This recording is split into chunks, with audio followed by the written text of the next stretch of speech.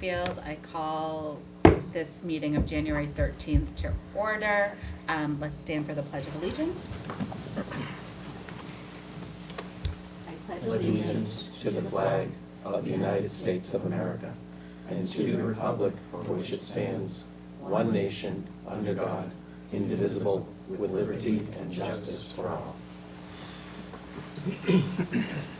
Item 3 is attendance. I am joined in the studio with all 7 of my colleagues, so perfect attendance. Item 4 is executive session.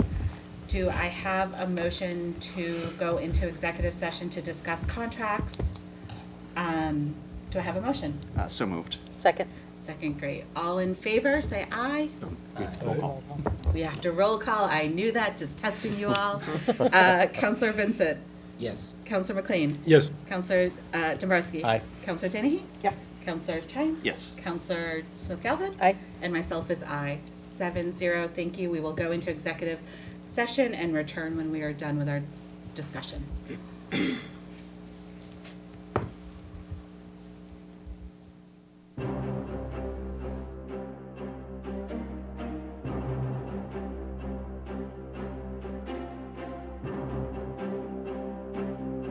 everyone. Thank you. Welcome back to our to our regularly scheduled meeting. Item 5, public engagement. Sherry, do we have anyone wanting to offer comments via Zoom? No one signed, Madam Chair. Great. Okay, we will then move on to item 6, Youth Council presentation. We have Vanessa Westlake with us. Hello, Vanessa. Hello. So, unfortunately, Madeline could not be here tonight, so I'm filling in for her, giving just a quick update with kind of what the Youth Council has been up to. Great. And so can you say your name and your address so it's officially part of the record, and also what grade you're in? Vanessa, I don't know that we need to do address for under 18. Oh, no address then. What grade are you in? That's good. Yeah. Vanessa Westlake, and I'm a junior at Wakefield High. So the current project that we've been working on is the Snow Angels Initiative. It's a program where we match teenagers from age 12 to 18 with Wakefield seniors who need help shoveling out their walkways. So we have matched most of our seniors this year with students, but we're still looking for a few more student volunteers. So if you or someone you know is interested in it, definitely reach out to the Wakefield Youth Council for more information and those addresses. We have also used our social media to increase our outreach through this project. For example, our Facebook post for Snow Angels reached almost 3,000 people, and we wrote information about the program in the Wakefield Daily Item and on Patch. This year, the Snow Angels project doubled in size due to our improved outreach. Some of our previous events and projects this year were the Veterans Day Community Cleanup, which we started last year, and so it helped to fund Vietnam veterans, and we got over 45 pounds of trash and raised over $90 for those veterans. I was also invited to speak at the MLK Day event from the Wakefield Human Rights Commission recently, and we also have had tables at the 8th grade open house and the town day on the Commons. So our individual members also do work with their liaisons. So for example, Druvy is a liaison to the Veteran Services. He's actually one of our middle school members, and he attends many of the Veterans Day veterans events, such as the wreath ceremony and coffee social earlier this winter. Ahmed is the liaison to the school committee, and he has worked on making the role of the student representatives more involved in the town. He met with the Wakefield High School administration, like Dr. Lyons and Ms. Traficante, and the other student representatives. So within this new role, instead of just giving the school recap, news, and daily happenings, the new position would include a sophomore representative to give the underclassmen more of like a voice. And we would also have a chair at the table to improve student input and potentially adding a student opinion section. Lastly, Ali has created a social media posting schedule with his liaison with Jen McDonald. This will continue to improve our outreach and communication with the public. And also we were able to recently get a grant for youth council merchandise, which unfortunately could not be here tonight. We're planning on wearing it, but it was not ready. But by the end of the week, we should have some merchandise, which is really fun. Thank you so much for that update. Liaison Counselor Chimes, do you have anything to add? No, I just, again, thank you, Vanessa, for the update, and to everyone else on the Youth Council for the work that you guys do. I sit on, unfortunately, not all the meetings, but try to make as many as I can, and one of the things that I want to highlight is, this was a quick update of some of the more visible things that they've done, but some of the policy discussions and other discussions that happen within the Youth Council have been really informative. They had a discussion around, for example, changing the school schedule. There's a move, in terms of, having high school start later, just given some of the research on, schedules for students. Really thoughtful discussion on that. There were different initiatives that have been kind of worked on behind the scenes around, getting period products in town buildings and in some of the schools. And it's just, I continue to be impressed with the level of kind of creativity and forethought that the group has on a number of different issues. So I definitely encourage folks to sit in on one of their meetings and say hello, because it really is inspiring to see some of our youngest leaders in town kind of having a voice and developing that voice on some of the issues that are important. So thank you, Vanessa, for that. And all right, thank you, even though she isn't able to be here because of illness, thank you to Madeline Naper as well, who's the vice chair and the liaison to the town council. And I know was eager to be here today, too. Thank you so much. We love your support. Thank you. Any other questions or comments? Counselor Vincent? Yeah, thank you very much for attending. As a veteran, I do appreciate what you guys do to help Vietnam veterans. I also appreciate your invitation to us to sign up as Snow Angels. I'll just let you know that the only seniors up here eligible to sign up for that program would be at the far end of this table and the far end of that table. Ouch!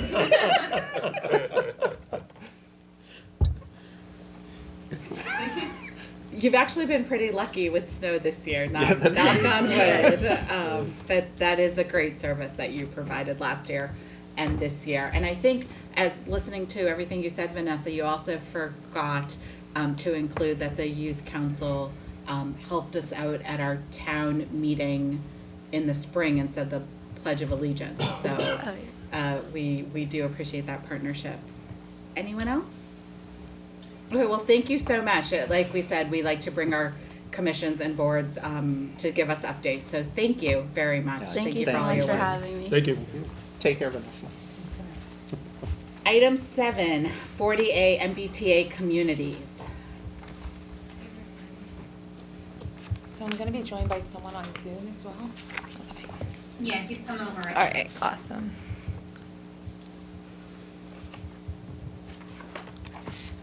So now okay. Hey, Jim, can you hear us? You're on mute. Yes, I can. Great, perfect. All right. So good evening, everyone. It's so nice to see everyone. I hope everyone had a great holiday season. I'm happy to be back here with you tonight. I'm joined by Jim Hogan, who is the vice chair of the planning board. We are here to give you an overview of where we are with the 3A, also known as the MBTA communities, and also ask for some assistance from 2 of our town councilors as part of our working group. I just thought before I kind of kick off with what 3A is, I know Steve did a great presentation last year, and I know many of you are familiar with it. I'd kind of give you an overview of where we've been with housing and all the work that Wakefield has done over the last, 8 years since we passed our mixed-use multifamily overlay district. So as if many of you are familiar with, back in 2015 at town meeting, we created this mixed-use multifamily overlay district, 2,500 feet, half mile from the MBTA Wakefield station, commuter rail, in hopes of creating a transit-oriented housing and mixed-use area. So I think that answers a lot of questions that I get from folks a lot, why they're seeing a lot of these developments now. I think it is really just from that mixed-use overlay district that we passed that many years ago. And the goal of that was to create street level and sidewalk activity in our downtown vicinity.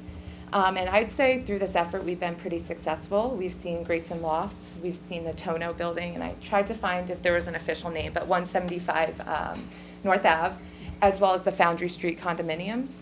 And over the last 2 years, I've gotten frequent calls from developers wanting to learn more about Wakefield, especially our downtown area, that whole Main Street area, and looking to redevelop and do some more mixed-use development. And I know that the Molise building has been a topic of conversation here, as well as a few other spaces in town. And just so you guys all know, I do field some conversations there and have initial, conversations with folks on some possible developments that could be happening, and really pushing for that mixed use.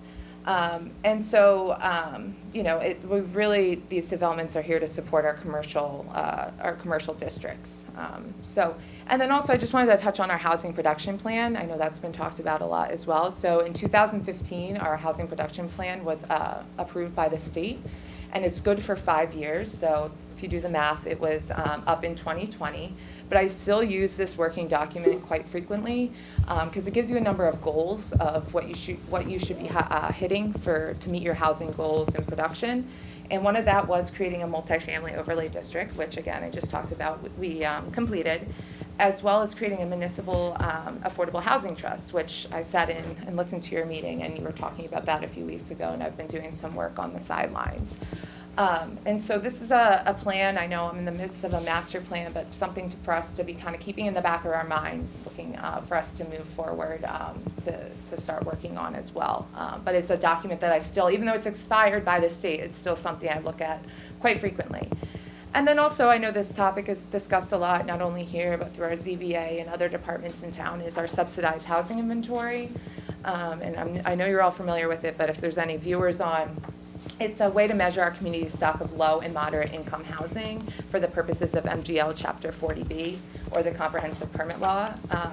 Currently, we've been able to kind of up our numbers due to our 18% inclusionary zoning bylaw, which states multifamily, subjects to Section 190.32, must be low to moderate housing units based on our area's median income. So that, by us doing that, we're really ahead of the curve to other communities, because I know a number of them have not had that in the past. And so that has really helped us to increase our numbers for our SHI. So currently the state has us at, and I have to thank Gail Conroy from the building department. She's been super helpful. Sorry, I'm trying to get to my next page so I can give you the right information. I believe it's 8.71%. My internal list that I keep track of anytime a decision is sent to me is 11.21%. Again, this is some developments that have been approved by the ZBA, but building permits haven't gone in. They haven't pulled the building permits. So I am still using some developments, for example, Greenwood Station on Main Street as part of those figures. And this is subject to change based on the new census. And I just want to note it's based on the total year-round housing units census figures. That's the number that they pull from.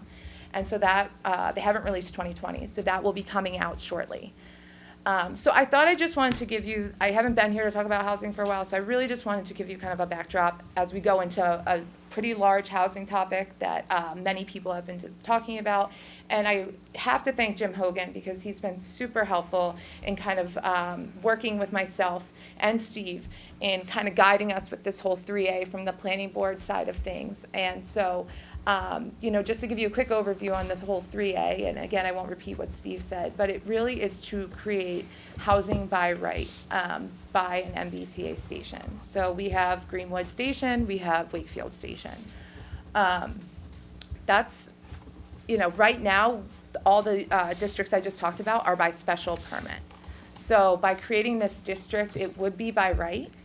And I'm gonna let Jim really go into like the nitty gritty of what that could look like. Again, we haven't made any decisions on what that will look like, but it really is to encourage the production of housing, because many studies have come out saying that Boston is not keeping up with the amount of housing that needs to be here for us to attract talent, keep talent, even support these low moderate housing units I was talking about. I think people read about it every day in the newspaper.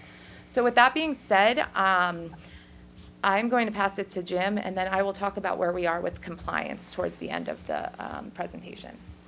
So, do I Okay. have PowerPoint?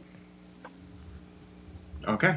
Well, in that case, thank you, Aaron, for that introduction, and thank you for the members of the town council for taking the time to listen to this presentation and provide any feedback. The reason why we're here is to give you an update as it relates to what this Section 3A is from a very high level, solicit any feedback that you guys may have, and then talk about some of the next steps as we're going through this process.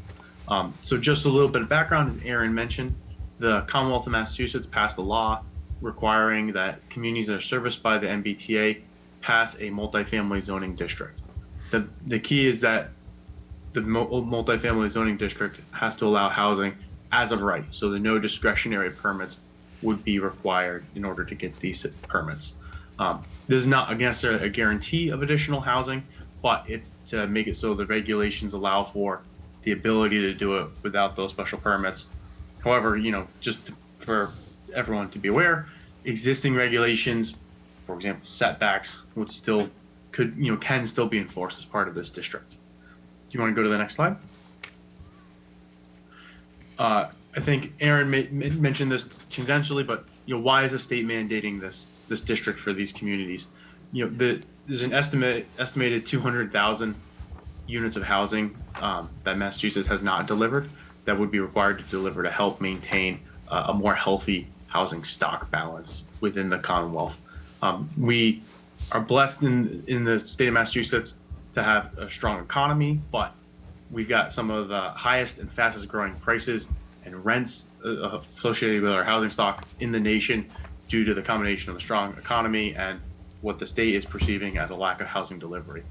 So the state really wants these new units to be delivered near transit stations because they think that it will serve us to have a better flow of people utilizing the MBTA infrastructure, reducing the use of vehicles, increasing the utilization of the public transit where the state has spent significant resources in order to invest in that infrastructure over the many previous decades.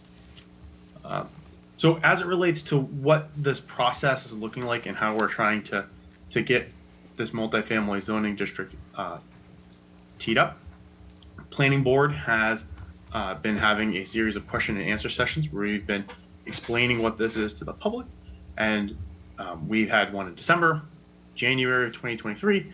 We have another question and answer session scheduled for later this month on the 28th of February. I encourage any listeners to this presentation who are interested in learning more to feel free to join in that conversation.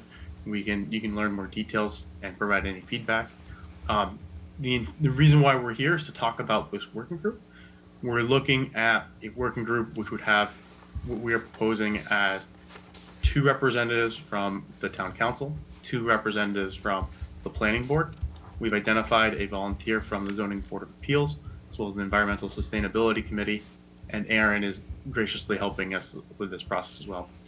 We're looking to convene this working group on or about April 1st. Tentatively, what we're looking at is trying to get some in-person meetings on an every other week cadence on the 1st and 3rd Tuesdays of the month.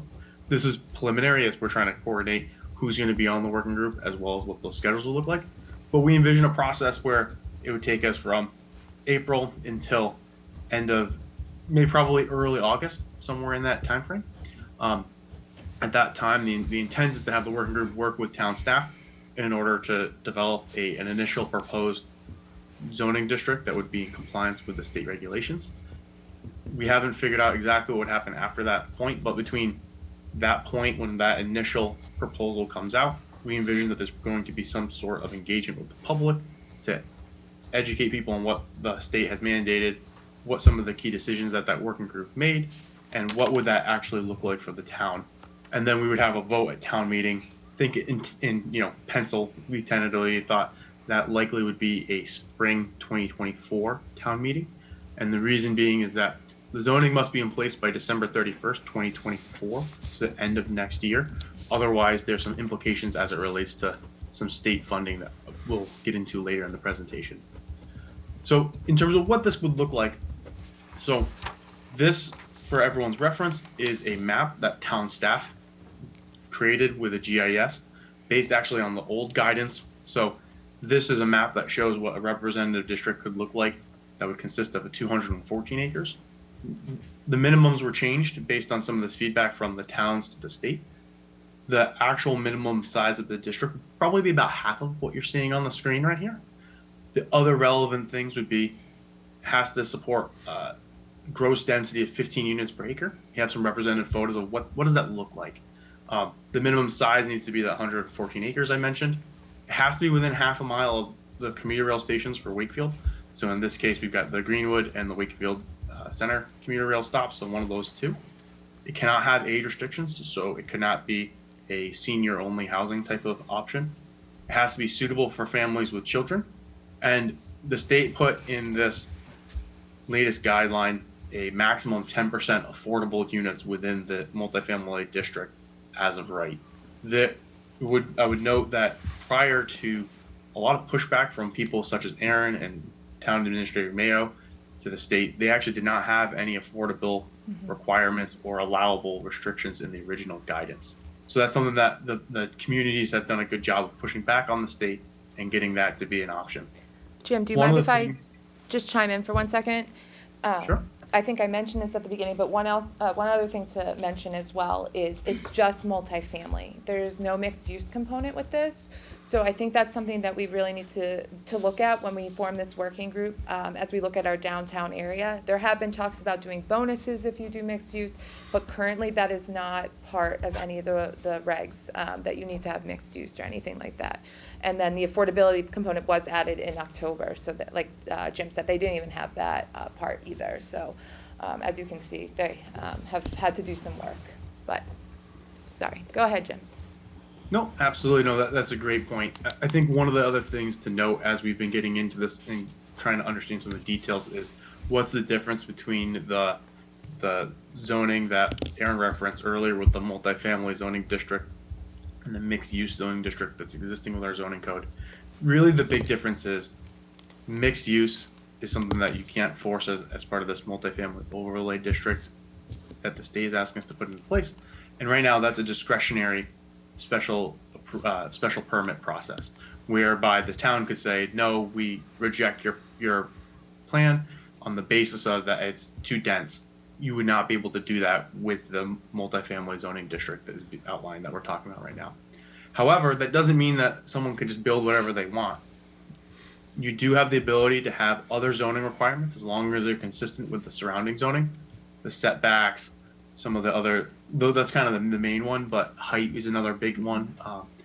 In addition, this does allow for a process called site plan approval, which allows the town to have a review of architecture, vehicular access, screening requirements. Those types of reviews are still allowable with a site plan review, but you can't reject it on the basis of it being too dense. If you don't mind, if we could go to the next slide. The other thing that we put together, this is all the same information from the technical perspective. Oh, you just want to go back one more? I just want to highlight, this is a representative of one of the options that we need to make as a community with regards to this district is we have 2 commuter rail stations. We could theoretically have everything be around one or the other commuter rail station, or you can have 2 separate districts. The minimum district in order to count towards your minimum square footage is 25 acres. This was developed by, again, town staff, not a specific proposed district, but this is developed to kind of be representative of what a sub-district that would be around Greenwood potentially could look like, depending on the results of a number of the conversations with the working groups. We roll in. So really what the state is trying to make accessible is what they're calling a missing middle. So duplexes, triple deckers, townhouses, those types of things. really what they're not looking for is to have towns create, mid-rise, large-scale apartment complexes as of right. They're really looking for a little bit more on the cottage court, these types of things. So what would that look like for Wakefield? So we actually found a project on Chestnut Street that was completed last year. It's 3 units, and it's about 18 units per acre, which is just a little bit more heavier than the minimum of the 15, but we think this is a good representation of a 3-unit. This is what they're looking for you to allow as of right. You cannot reject it on the basis of density alone. So this is kind of what would be envisioned within this district that we're talking about, that someone could come and build without getting additional discretionary permits. And then I'll turn it over to Aaron, but as I mentioned, by the end of next year, if we don't put a district in place, there's a number of funding opportunities that will no longer be available to us. So Aaron, I don't know if you want to go over some of the impacts. So, as we've mentioned, and I know we've taken a lot of your time already, we had to be in compliance or interim compliance we do need to be in interim compliance by 2024. The first step for us was back in May 2022 when we filled out a community form. So we filled that out and let them know that we were going to be in compliance. Then we had until January 31st of this year to do an interim compliance action plan, which I put together with Steve, with Jim. And so we filled that in, and on January 3rd, we received a letter from the state that's saying that we are in compliance for this upcoming fiscal year. So with that being said, there have been many stories that have been coming out about communities that have been giving pushback that they will not be complying with this, which has also resulted in some things happening with the housing authority, some of their housing authorities, some grant programs they have not had access to. So just to give you an example, I know Steve mentioned this too in his presentation. We are now in the next rounds of applying for grants for fiscal year 2024. We still have the opportunity to apply for these grants since we are in compliance. That being MassWorks grants. So I've been working with DPW and engineering on putting some MassWorks grants together, as well as some of the other grants that we've received in the past with Master Plan. I got $50,000. I'm assuming that's under the discretionary grants. And so I just want to keep that in the back of everyone's minds. We would lose the opportunity to have access to these pretty large chunk of change, especially the $2 million for the water main that we got for North Ave. And then also something I want to talk about is I'm currently applying for Wakefield to become a housing choice community. It's due in March. I'm just putting all the figures together. And as part of that, they have the housing, well, it falls under the Housing Choice Initiative, and they have the Housing Choice Community. And once you become one of those communities, it opens you up to a lot more grant opportunities. So that's what that Housing Choice Initiative is. And so I just want everyone to keep that in the back of their mind. Some reasons for us to stay in compliance, especially in this interim period. We're just putting plans together. We're working on all the pieces, putting them together. And so, that's really why we're here today, and really want to get a good group together so we can get many different visions, ideas from folks. And then I think that is basically our presentation. It was a lot longer, but I'm glad I was able to give you kind of a housing update before we got into this. Jim, I don't know if you had anything else to add? No, I think the only things I would say is, we look forward to working with members of the town council and other relevant folks who are coming into the working group process, and we're more than happy to answer any questions or address any of your concerns at this time. So Erin and Jim, thank you so much for that overview. It did build upon what Steve had shared with us at a previous meeting. I think the highlight to me was that we've received $3.6 million in funding over the last 3 years. So that's a really helpful number. We like hearing when we get grants. So thank you for sharing that. I'm telling my fellow counselors, this timeline looked great. I appreciate the creation of the working group to get the bylaws in place for next year. If any of my colleagues are interested in serving on the working group, I appreciate we'll talk about it. And we'll assign those people at a future meeting. But if you have questions about the presentation or how things are going, feel free. Councilor Dombrowski. Thank you, Madam Chair, and thank you, Erin and Jim, for this helpful information. In the presentation, I think you had mentioned the statute technically says of a zone of reasonable size. Mm-hmm. It's not better defined than that. Is that correct? Like, No, and Councilor Dombrowski, thank you for the question. It's of a reasonable size. They have a series of essentially equations, and for Wakefield, it's 114 acres when you do all the math associated with how they define a reasonable size. So does that become like a requirement or more like a guideline? It's more of a, well, it's a requirement, right, Jim? We have to create this district. It might not all be buildable land, is that correct? I mean, there might Yeah, already be so- houses there, and so, you know. Yeah, you so can't- so the way it works is that it has to be a minimum of 114 acres, and it has to 114 acres of developable land. So, for example, if you include a wetland within your district, there's going to be an exclusion for that. But essentially, if we just think about it, around 114 acres, probably slightly larger once depending on what is included for exclusions. But for example, if you included a previously developed, lot, that acreage, even though it's already been developed by something else that's higher and a more dense, that still counts towards your minimum acreage. And So, I- for example, you took like the Tano building, which is higher than the minimum density, you're still getting, quote unquote, credit for that previously developed land, if it's included within the district.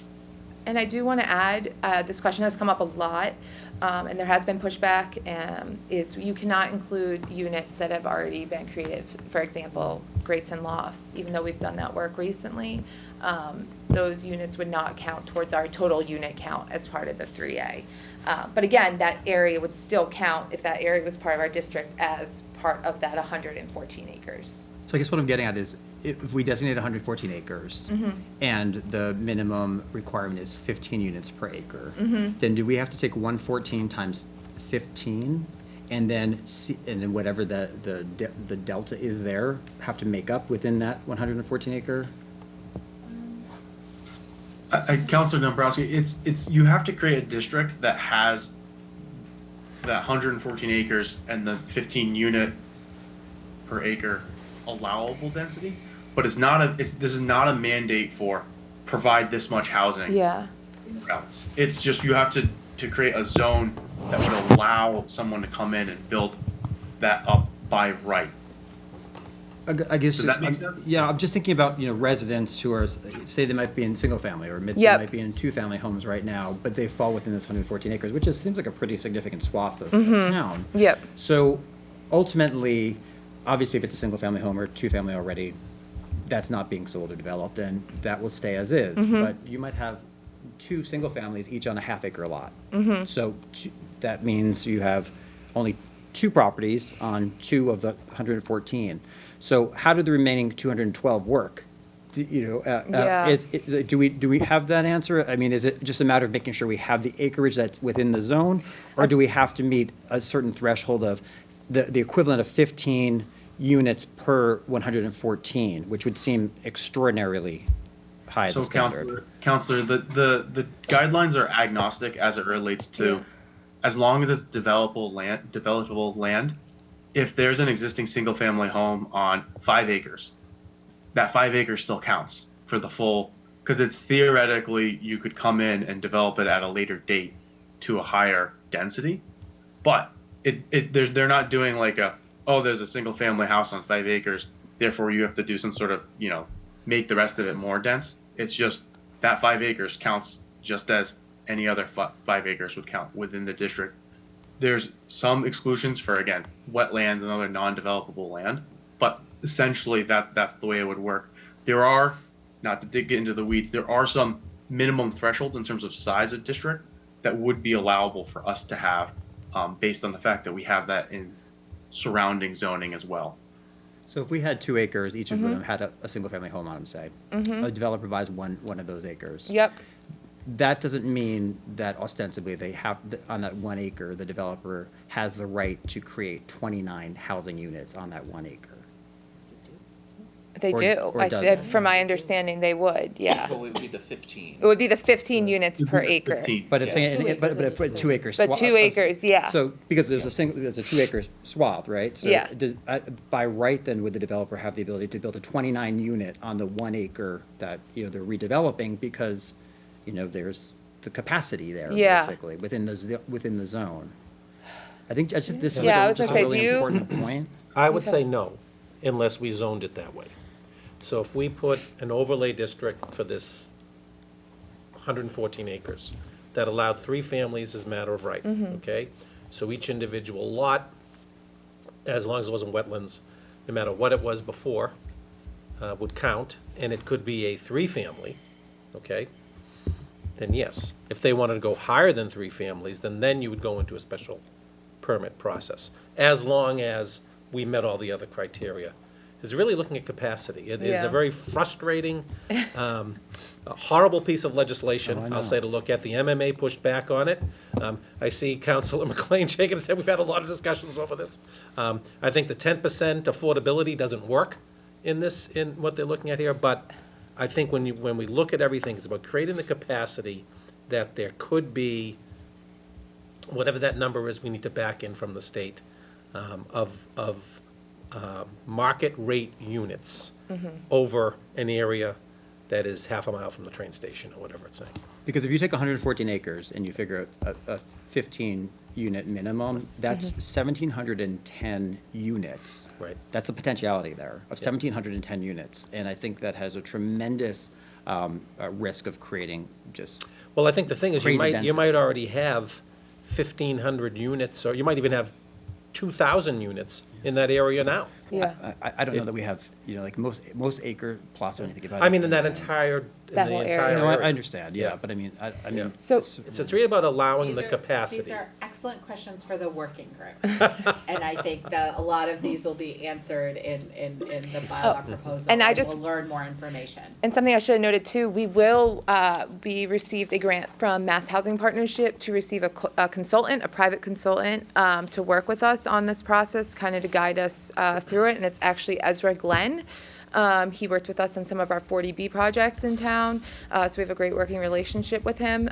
Again, a private consultant, not tied to anyone. It was just through a grant through the Mass Housing Partnership, and I know they have offered many grants to communities for this technical assistance. So he will be guiding us the way, answering a lot of these different questions. But the minimum multifamily unit capacity, for just go back, is 1696. If you go on the website right here for the town of Wakefield, and again, this is based on 2020 housing units. But as you can see, there's so many different it's been very aggravating, I think we can all say. And then finally, just for the working group, can you just, again, talk about the proposed composition? It was 2 members of town council. Yep. So 2 Two town members of council. town- Go ahead, Jim. It was 2 members of town council, 2 members of the planning board, a member of the ZBA, and a member of environmental sustainability committee. And then Aaron's obviously going to be a member as well. My strong suggestion would be that we also include 2 members of the public that are not in an appointed or elected capacity. That feels to be appropriate as well, just, just your, perhaps, just a not appointed, non-elected resident, of 2 of them. I think it makes sense. Thank you, sorry, Madam Chair. No, that's okay, Counselor McLean. Mr. Hogan, you showed Chestnut Street, and those are, I think it might have been a 2-family that's now 3 units, 2-bedroom, 3-bedroom, 4-bedroom, 600,000, 702, and 725. Clearly, 40A isn't necessarily going to help us too much with our 40B issues, which is a major concern of mine. Do you see this 10%? How do you see the 10% working out? Because if someone takes a 2-family and makes it a 3-family, as town administrator has said, there's no 10% requirement that I can apply to that. And that may be the majority, because we don't have odd acre lots in these districts that we're talking about. That may be the majority of the additions that we're talking about will be taking a single family, making it a 2 or a 3, or making a 2 into a 3 story. So, Councilor McLean, thank you for the question. I think honestly, that's one of the things that, as we are talking to this third-party private consultant, that we're interested in understanding the most. I think that in terms of what the minimum threshold in order to trigger an affordability requirement is, what's appropriate. That's a public policy decision that I think would be appropriate for the working group, when they're convened to talk and hash through what those details are. I think that there is a concern. I don't think it would be inappropriate to say there is a concern that this would be a mechanism that could could impact our 40B calculations because of, if a number of these developments that we're talking about are going from one family to three family, for example, is three family too small to have the affordability requirements triggered? I think that's a push and a pull that we're trying to figure out what other peer communities are doing and what is appropriate and what can basically be in compliance with the state guidelines. It's Can I not ju- 100% clear. Sure. Yeah, can I jump in? So this has probably been the biggest topic of conversation in all these meetings I've been sitting on is the affordability component. So the state too is saying right now, say we do get a 10 unit development that comes through. Within this district, we would still, from my understanding, would still need to get a third party consultant to come in and tell us that we could do higher than our 10%. So right now we have 18%, right? And so and a lot of communities like ourselves are like, well, we already have this 18% and we've proven that it's working. And so we don't feel the need to have this third party consultant come in. And so I think this affordability conversation has not ended. But going back to the three family, how's that going to work? And I think that's why this working group is really important. And anything we have from these working groups, these conversations I have with the state, it's really important for me to take it back to them as well. Yeah, my only problem is I don't see it in the regs, so. Yeah. That's my big But, problem. yeah. It's nice to have working groups, but if the regs say 10%. Yeah. and, But you they know, still, builders- I mean, yeah. if you were, some of these meetings with, I've Yeah. attended some of the same meetings you have. Yeah. I don't understand either, the Commonwealth is looking for places that are suitable for families with children. I mean, if we had a lot of vacant land, we might be able to build the kind of, buildings you have on that graph, but we really don't. We have an existing pretty busy housing around a half mile within a half mile of the tracks. So how do you see that happening? I mean, it's I can certainly tell you that the ones that I've seen go from 2 to 3, they have cars, they have driveways, maybe they're closer to the train tracks, so it's a little bit more walkable, but it's not necessarily creating, a situation where, we have less vehicles. In fact, I could point you to one on Emerson Street that has a U-shaped driveway that now has even more cars than it used to have. So how do we get to the family part of this, the cottage part of this? We don't have vacant land to build those on. Again, I think the intent for the state is to see that the density of housing in and around the commuter rail stations are going to be increased from primarily single family homes on large acre lots to more mixed use, or sorry, not mixed use, multifamily in terms of duplexes or triplexes. Similar to that development on Chestnut Street. That is 3 units. It has plenty, that particular development I know has, a decent amount of parking associated with it. And I think that they're envisioning that there's going to be more of those types of that type of construction. Theoretically, if we made a policy choice to allow something taller or denser, we could. But I think from the state as a minimum threshold, that what they're looking for us to do is to essentially allow duplexes and triplexes on smaller lots. So will we be That changing? lot, for example, is only 7,000 square Do you feet. see us changing minimum lot size then? Is that part of this? Do you think? I think that there's a possibility that that's something that we look at. We've been looking a lot at the mixed use overlay district, which does have smaller lot sizes than our typical base zoning. And I think that that's a likely something we're going to have to look at and think about carefully. I would not be surprised as a starting point when we convene this working group if we're going to take a lot of the dimensional restrictions from the mixed use overlay that is in the existing Wakefield zoning code, copy paste, and then start that as the starting point and talk about whether it's appropriate to ramp that up or down. Could you give us just a synopsis of the public comment you've had from your December and January meetings? Has it been positive, negative, mixed? So can you answer that quickly? And then the point of this agenda was to introduce the working group. I'm really excited about the working group. Erin, you are the staffer for the working group, right? So I Yep. think as we have questions, they Questions will you be can ask. open meetings. Yep. We should get questions to Erin. Jim, I want you to answer My Councilor apologies. McLean's I didn't- questions. I didn't know there was a but question I, limitation. like, yeah, so I think we just needed to be clear. This is about the working group. Yeah, people This is not to take talk the about it. information and you guys figure out who you Yeah. think would be interested in But being I the best do, fit. I want to respect Councilor McLean's question. So Jim, if there's a quick answer to it, that would be appreciated. Yeah, I would say it's mixed. I would say that we've gotten some pushback from people saying that they basically advocating for us to push back against the state further and or to really think carefully about what we're doing. I think there's other people who have provided comment saying that this is something that they would be excited to see, and that as density increases around transit, they see that as a possibility for transit to be utilized more and for our downtown to be livelier than it is today. But it's definitely been a mixed bag. Affordability is a consistent concern, Yep. similar to the conversation we've had today. Thank you. I cede the remainder of my time. Thank you, thank you. Sorry, we just needed to be, we have a lot to get through today. Councilor Chines. Yeah, just very quickly, I think there were just a couple of questions I had that I wanted to make sure were kind of on the list for the working group, however it's constituted. So one is, I was very confused by the 10% affordability threshold and how that ties into our inclusionary zoning law. So that's one question. The other thing is there's been a lot of discussion around accessory dwelling units and sort of looking at that as part of the master planning process. And I would just ask maybe that's also something that I'm having trouble seeing how that fits in with some of the requirements of 40A. And so just hope that that's something else the working group can spend some time on. Thank you, Councilor Dennehy. Yes, thank you. This is really helpful. It was a great presentation.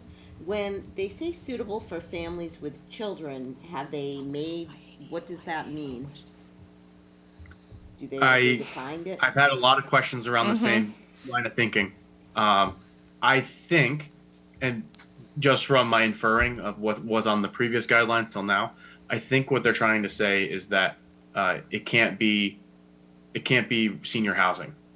Okay. You know, I think that's the intent. I question whether or not there's also, you know, theoretically, if you made it allowable that they could only build studios, Yeah, I I'm think sure that- they would probably push back against that as well. Yeah, I think those are kind finding of the two that 1 to 2 lines of bedroom thinking. type. Yeah. Okay. And my other question is that in terms of the half mile, does downtown reach that half mile? Yep, it's in that So- vicinity. Yep. So downtown, there could be housing like the building, we're not calling it the Moise building, but Oops. that building. Wakefield Crossing, maybe? Yeah, that could go up, and then there could be mixed use underneath, and that would qualify. Correct. Yes. So Yes. the large majority of downtown is within the overlay Current, or that half yeah. mile circle. There's also, as part of the backup of the material, not included in the base presentation, we also included a half mile radius around downtown and Greenwood for your leisure if you want to look at the backup material as well. Okay, yeah, I just couldn't see the street, I couldn't see the Yes, streets it when I falls blew it within up. it. Oh, fair enough. It's small. Yeah, I tried to blow it up, and then the streets got distorted. So no requirement for mixed use, but we can have mixed use? Or So- does that reduce the density requirement? So You right. cannot make mixed use. Yeah. You have to allow housing as of right. So you could theoretically, as an option, if you wanted to encourage mixed use, you could allow additional density for a mixed use component, or, you know, there's some other types of Yeah, there's something that bonuses, but you have to make it so it's allowable just to do housing as of right. Okay. So yeah, this is just for multifamily housing. Maybe that's something that the working group can look at again for bonuses and things like that. Okay. And I think that's all of my questions. I'll wait for more at another time. Councilor Vincent? Yeah, thank you, Madam Chair. I just had a very quick observation. Thank you for the presentation. You indicated earlier, Aaron, that the state had just approved our action plan at the end of January. Yes. I took a look at that action plan, and Yes. the one thing I do want to caution the working group, I applaud the fact that you're referring to the housing production plan, which was a major basis of the justification that we put in for strategies, goals, and objectives that we're going to be working on to comply with this law. But what I'll caution the working group on is that the housing production plan did not just expire in 2020, which is 3 years ago this month, but there were no modifications made to it when it was first approved in 2015. So when you look at the HPP as guidance, bear in mind that all of the recommendations in there are 8 years old. Yep. So they're going to have to be updated as the working Absolutely. group uses that as a piece of guidance. But there was a heavy reliance on the HPP in the strategies that you're going to undertake, besides the 2015 zoning bylaw change. So I just caution the working Oh, group yeah, to make absolutely. sure And that- it's something that we look at and live, detail by detail. I think it's just a starting point, and then, Okay. of course, everything has evolved. I mean, look how much everything has changed in 8 years. So absolutely. All right, thank you.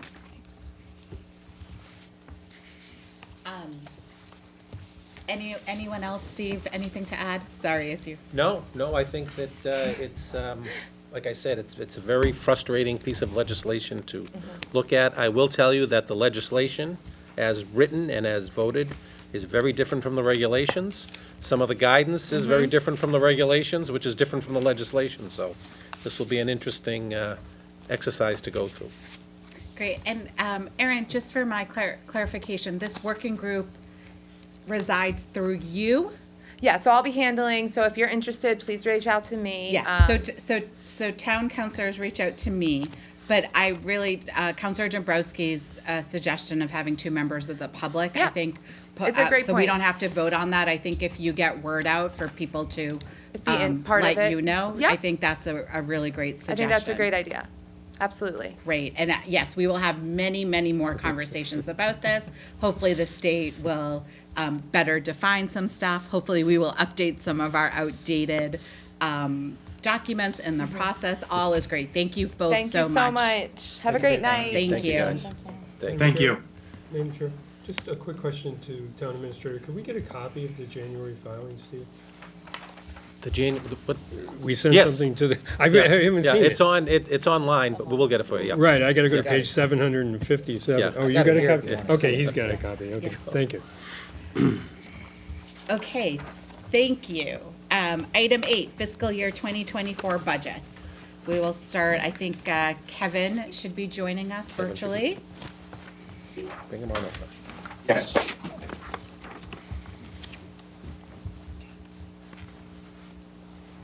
Great. Hi, I Kevin, will- can you hear us? yes, I can. Can you hear me? Yep, can we hear? Yep. Excellent. Hi, Kevin. Hi, Steve. So, Can I be on for? oh, go ahead. We can't see you, Kevin. Is I'm that by sorry. design? Not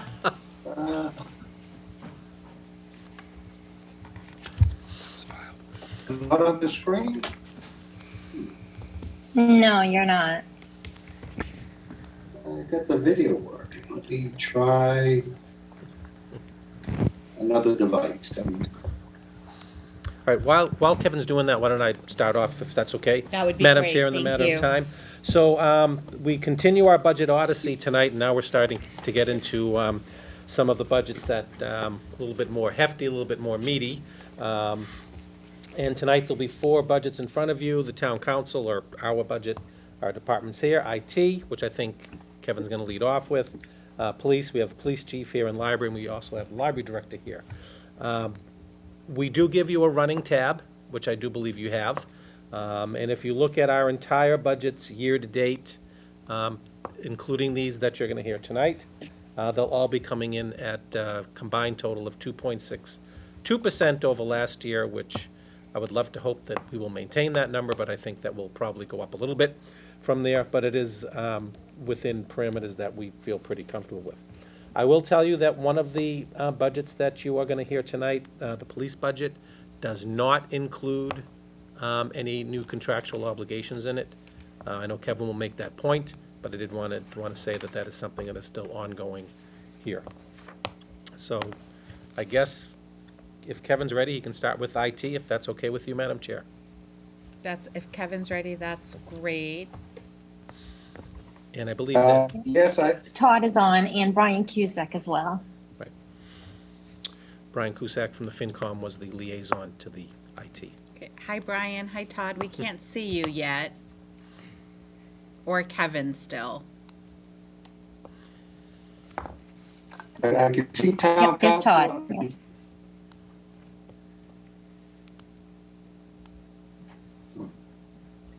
losing Kevin? Did we lose Kevin?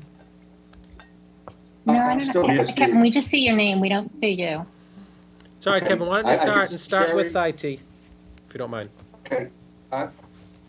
So the IT budget, we're requesting an increase of $97,449 over the current fiscal year. We have an increase in personal services of $6,378, which is an increase of 3.1%. Under contractual services, the increase is $19,476. The increase here is under square maintenance and for new permitting software for the fire department. It also includes the yearly software maintenance increases. Software maintenance is full funded. Sundry charges have increased $1,595. And this increase, the main portion of this increase, $69,460, is the cost to put some of our services for IT on the cloud. The total budget request is $479,155. Thank you, Kevin. Any questions from my colleagues? Counselor Chines. Thank you. Just a question as we talk about, moving services to the cloud. I don't know, Kevin or Todd, if you could speak to whether there are any sort of future costs or future savings related to, decommissioning servers and data centers, or any impact on capital that maybe we're not seeing in this budget, but also are part and parcel of some of the infrastructure moves that you're making? Yes, certainly. So we're going to see savings in capital, and spread out over the years. It's probably about 45 years before it would even out. So the cost to upgrade, if we were to continue with our on-prem email server, it would be roughly $164,000 in capital. There'll be hardware and software.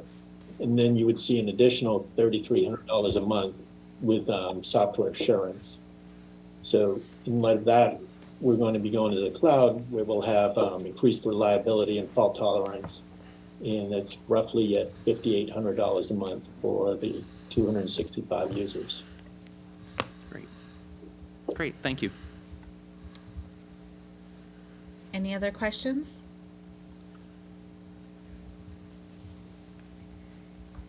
Okay, do I have a motion?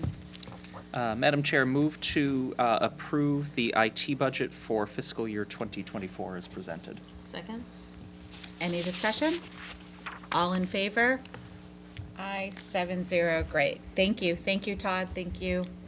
Thank you, Todd. Moving on to the police budget. Yes, the police budget, we have Chief Story in the studio tonight. This budget for fiscal 24, we are recommending an increase of $158,647. There's an increase in personal services, $163,647. This includes a negotiated 2% increase for the officers to wear body cameras. It also includes step increases. We're also recommending an increase 4th of July line item for $4,000 due to increased costs. An increase to the firearm qualification line item of $3,700, which will be used to meet the new state standards. And an increase in the overtime vacation line item by $30,000 to maintain a shift of 4 patrol officers for Sundays. And I do want to point out that the police contract is currently under negotiations and is not included in what we're presenting tonight.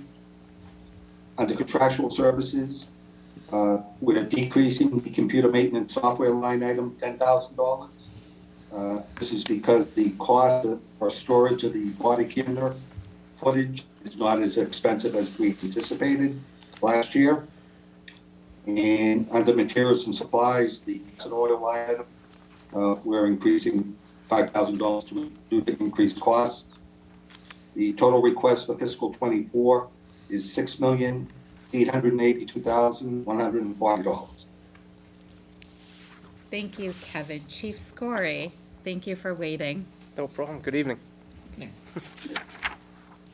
How are you? Have anything to say? How's Uh, it going? It's going good. Thank you for asking. Is there anything in particular you'd like me to review in this budget? Or any of the items that Kevin talked about that we increase or decrease, would you like me to review those? So let's go So to I've questions. gotten, I mean, in addition to what you have, Chief Square and I spoke, and I think there are definitely some interesting things that to share. Certainly the reason for the Sunday increase, I think, is important to talk about. And the July 4th stuff is in this budget too, and I think it's important for people to know what the cost for the July 4th. So those were two that just stuck out for me. Okay, I'll start with July 4th. So, this past year was the first year we had the 4th of July celebration in 3 years. So that was funded based on the 2019 budget line item. So what we found is, over the 3 years, the costs went up. We need to hire more personnel. As things occur around the country, around the world, highlighted events, we watch these events, we study them. How can we improve security for the 4th of July? We add a lot of things that I don't talk about publicly because I really don't want people to know what we're doing to secure them on the 4th. So the cost does go up. So this past year, we were budgeted for $38,000, and we spent $41,500. So this year, I'm asking for an increase of $4,000 to $42,000. As far as the increase to the overtime vacation budget.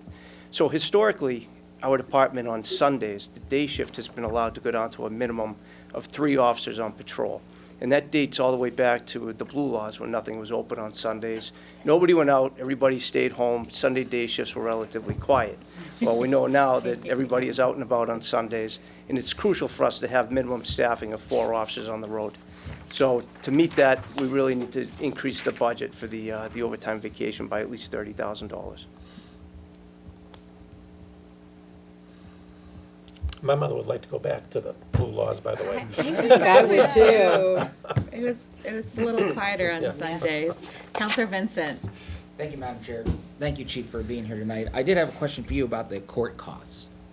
Court costs, I'm assuming, is the time for your folks to have to go down to court? That's correct.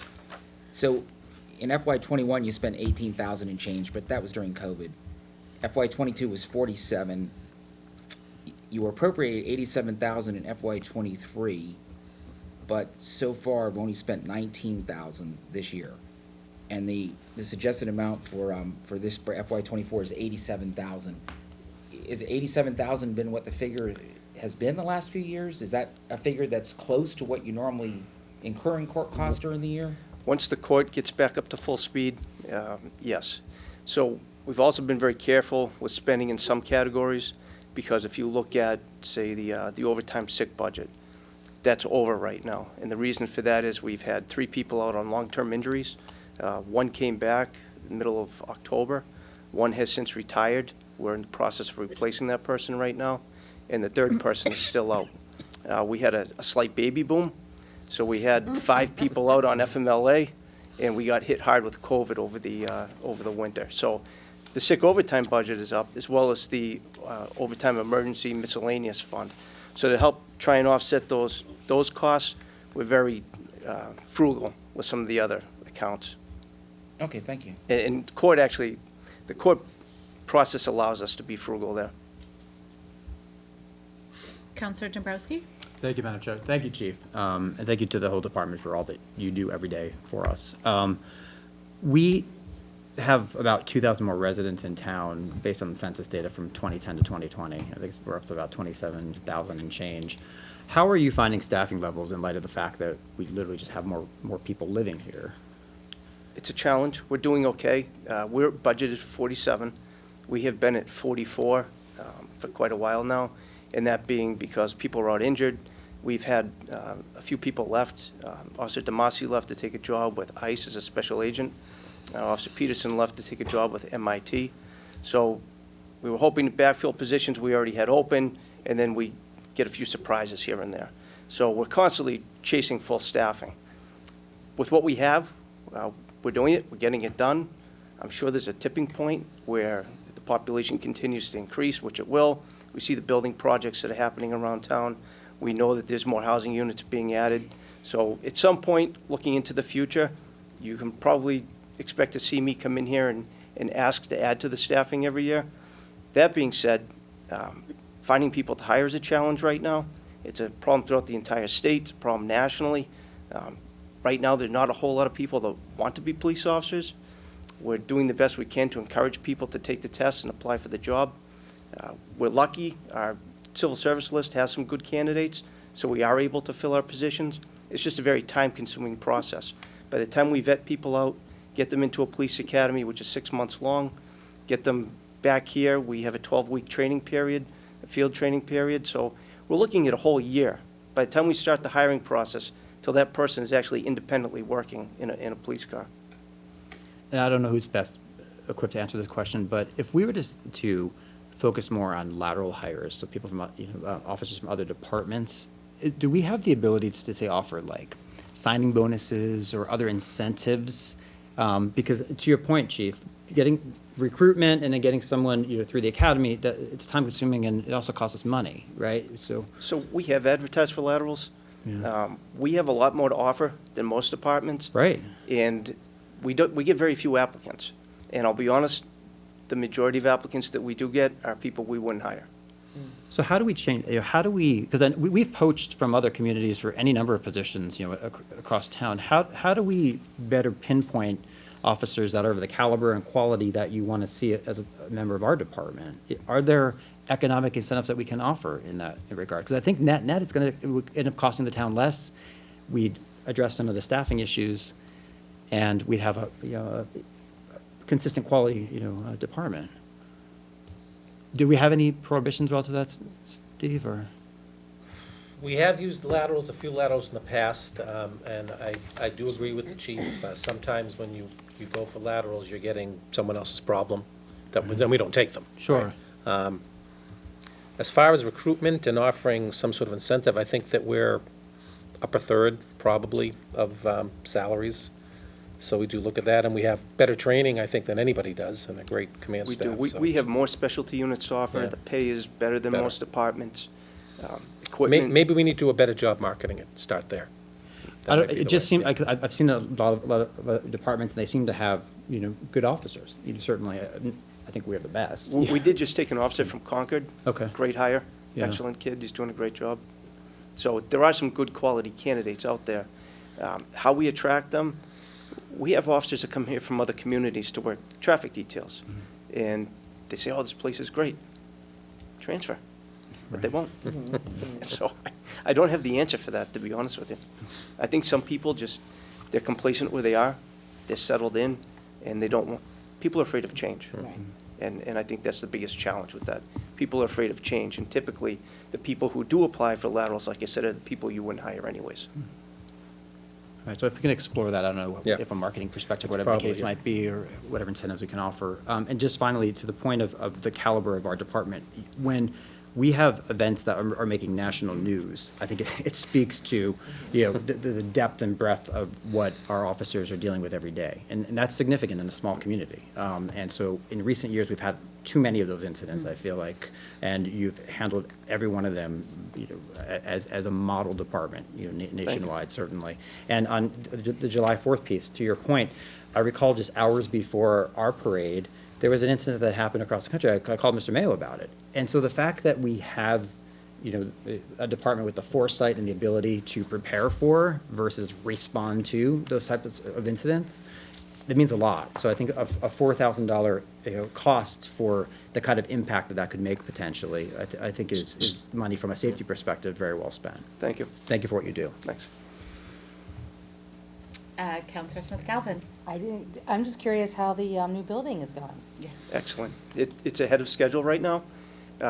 Originally, it was behind schedule a little bit because there were some unforeseen circumstances in the building of the lobby. The lobby is now open. It's open for business. So people can come in and? Yes, they can. And they can see a live person in the lobby. Very excited. So, no, it looks great. It's fantastic. The addition, the new offices, they should be ready to move into sometime middle of March.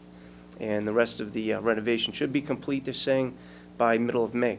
So we're very excited about it. It's I try to get, walk through the construction zone every day without getting caught without wearing my hard hat, but it looks great. They're doing a fantastic job. It's worth every penny, trust me. Excellent. Excited to see it. Yes. Any other questions? Okay, then do I have a motion? Yes, Madam Chair, move to accept approve the police department budget for fiscal year 2024 as presented. Second? Great, any discussion? All in favor? Aye, 7-0. Thank you so much, Chief. Thank you. Have a good night. Thanks, Chief. And I do need to add, it is a fabulous department to work with. And the Chief and I talk almost every day. Every day. Sometimes I bother you too much. Sometimes, yeah. When the phone rings in the middle of the night, I'm not, Yeah. I'm hoping it's not him. It's never a bother. Yes, thank you. Thank your entire team. Thank you. Have a good night. Take care. Moving on to the library budget, being joined by Catherine. Yes, the library budget, we have Catherine McDonald. Yes, she is at in the studio. tonight. We're requesting an increase of $52,311 over the current fiscal year budget. Salaries have increased $34,746, and this includes contractual and negotiated increases. I do want to point out there are two positions in the library that follow the supervisory union. That union contract is still under negotiation. And once that's settled, that funding will be provided for via an article. Under contractual services, the increase is $11,965. This includes the yearly increase in the automated network services, Noble. Also includes various increases to building maintenance and additional software costs. Materials and supplies has increased $5,600. The total budget request for fiscal '24 is $1,929,408, with $1,867,123 coming from the TAC and $62,285 coming from available funds, which are the library trust funds. Thank you. Catherine, you want to add anything? I don't really. Do you have any specific questions? This was an easy one this year. Dan Sherman is here. Dan, I couldn't tell who that was. Yeah. Hi, Mr. Sherman. Do you have anything to add on behalf of FinCom? Yeah, I would just say it is going to be a straightforward budget. We did meet with the Board of Trustees a couple weeks ago. We had a couple questions. They answered them to our satisfaction, so pretty straightforward. I think we'll have no issues at FinCom. Thank you. Colleagues, any questions, comments? Counselor McLean. Just very quickly, not on the budget, how did the carpeting work out? Did the install go well? It went smoothly, really well. People like it. Good. It's got a little more padding than the other one had, so it's comfortable, very nice. And is the roof behaving itself? It is. We had somebody up there, and we've had some leaking, so we've had somebody up there several times. DPW has a roofer that they negotiate for the whole town, so they do the whole town. And they're really helpful, and that's been working. And we're looking at whether or not we need an entire new roof. The two sections were done at different times. The front and the back were done at two different times. So do they need to be done? Can repairs be done to it? Or should the whole thing be done? I think we're going to get some opinions on that and see, so. That's all I have. But right now, we're in good shape, yeah. Good questions, Mike. Yeah, I forgot about the carpets because it seems seamless, so glad they're working out. Counselor Dombrowski. Thank you, Madam Chair. Great job, Director McDonald, on everything, certainly. I'll just comment that I found that a lot of folks have really enjoyed thinking of the plaza as this gathering place in our town. Its location is really perfect downtown, and the more events and opportunities we have to utilize that, I think it really brings the community together in a great way. I know you know, obviously Plaza Jazz and a number of the other events that have, flag raisings and the like that have been there, but it really has in recent years especially, become more of an amenity, to the town. And I think it also draws people to the library, and a lot of folks end up walking inside who maybe haven't been inside the library in a while, and are likely to go back again, because it's such a beautiful building. And it's easy to go by on a regular basis and not think about it sometimes, but when you're there, it's I just encourage the trustees and the library generally just to think about other ways that we can utilize that, because I think it's a real gem of our downtown. We use it much more than we used to because of the pandemic. We realized how much we could actually do. So we used to be afraid of the traffic, or, was it not safe for kids? And we found out that it is. There is enough land there, and it does work really well. And a lot of kids do better outside than they do inside. So we're using it outdoors. We're using that space a lot more than we did before. And when Erin first came on 2 years ago, she was down, and we reviewed the whole, looked at all of the area and everything. And it's always been on her radar that that's part of, what can build the excitement downtown and bring people downtown. When we started Plaza Jazz, the Friends of the Library funded that, but the idea behind it, and it was risky, which is why the Friends funded it, the idea behind it was to bring people to downtown businesses. And one of the early events, there was a couple from Hamilton, and they came every week, and they went to a restaurant, and they went and got ice cream after Plaza Jazz. I only know of one couple who did that, but you knew that it was, that's a possibility. So, yeah, there are great possibilities there. So we need to take care of that plaza, too. That's another thing, that we'll take care of that. Because you hear a lot of people who are at Plaza Jazz who are then, to your point, going out to dinner afterwards. It's a Thursday night. It just makes sense. It's summer, so I think it's really been a big economic driver too.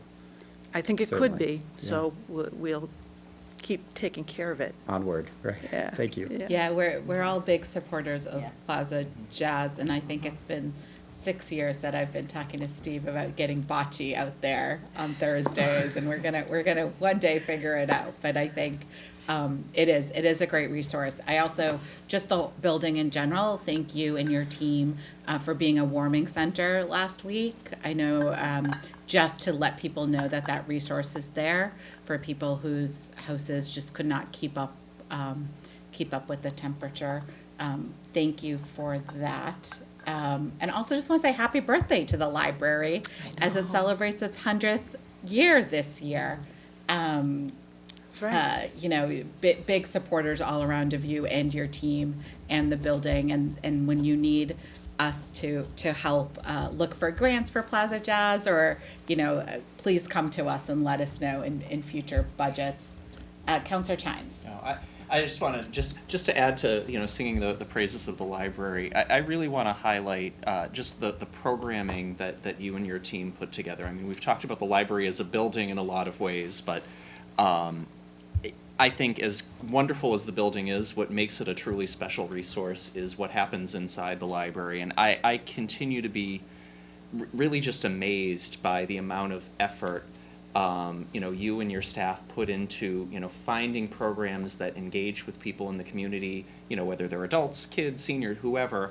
I look at sort of what goes on at the library and see something that really is something that other communities I think should try to emulate. So I appreciate everything you do, and I think, as we look at the budgets that we review and as we look at what we spend on the library in total, I think it's a bargain compared to the amazing resource it is for the community, and that really does stem back to your leadership and to the amazing work of your staff. So thank you for all of that. Thank you. I'm glad that you notice it.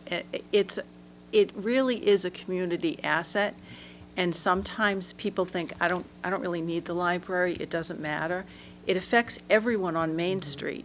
It affects the whole center of town and what that feels like. And so when I listen to Erin talk about how there might be changes in building and everything, what does that mean for the library? What does that mean for the people who come? And what are they going to need?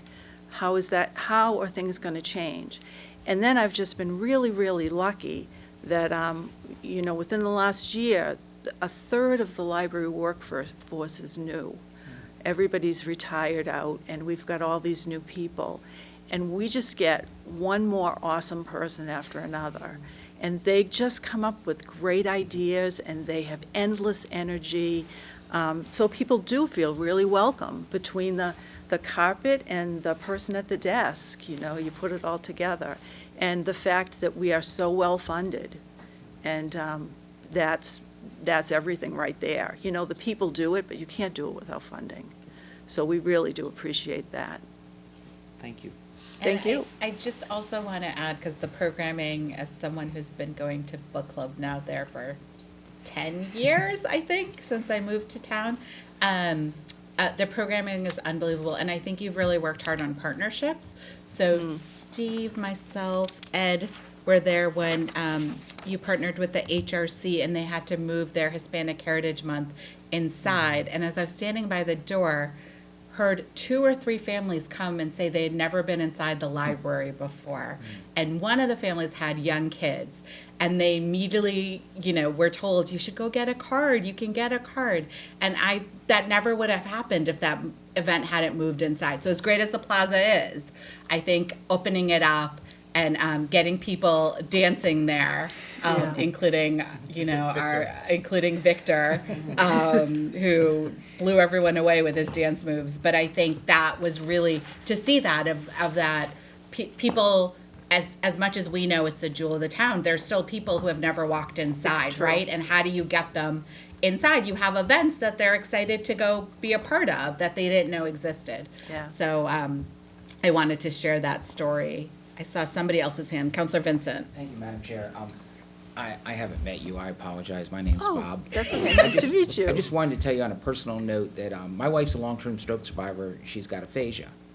And she loves going down to the library. She goes to the jazz concerts. I go with her sometimes. She likes to go to the lectures that you used to have in the basement about traveling to different parts of the world. Yes, yes. And sometimes she just goes to the library to peruse books and whatnot. And she'll walk from the house, and then she'll walk back. But every single time that she comes back from going in the library, she always comments about how kind and patient your staff is with her, because sometimes she does have trouble articulating what she's trying to say. So on a personal note, I appreciate the kindness that you've given to my wife. Thank you. That means a lot to me, thank you. I do know your wife. We've met several times. She's lovely. She's a lot nicer and than she I has am, a lot. that's for sure. She has a lot of fun. Yeah. Thank you. Okay, do I have a motion? Yes, Madam Chair.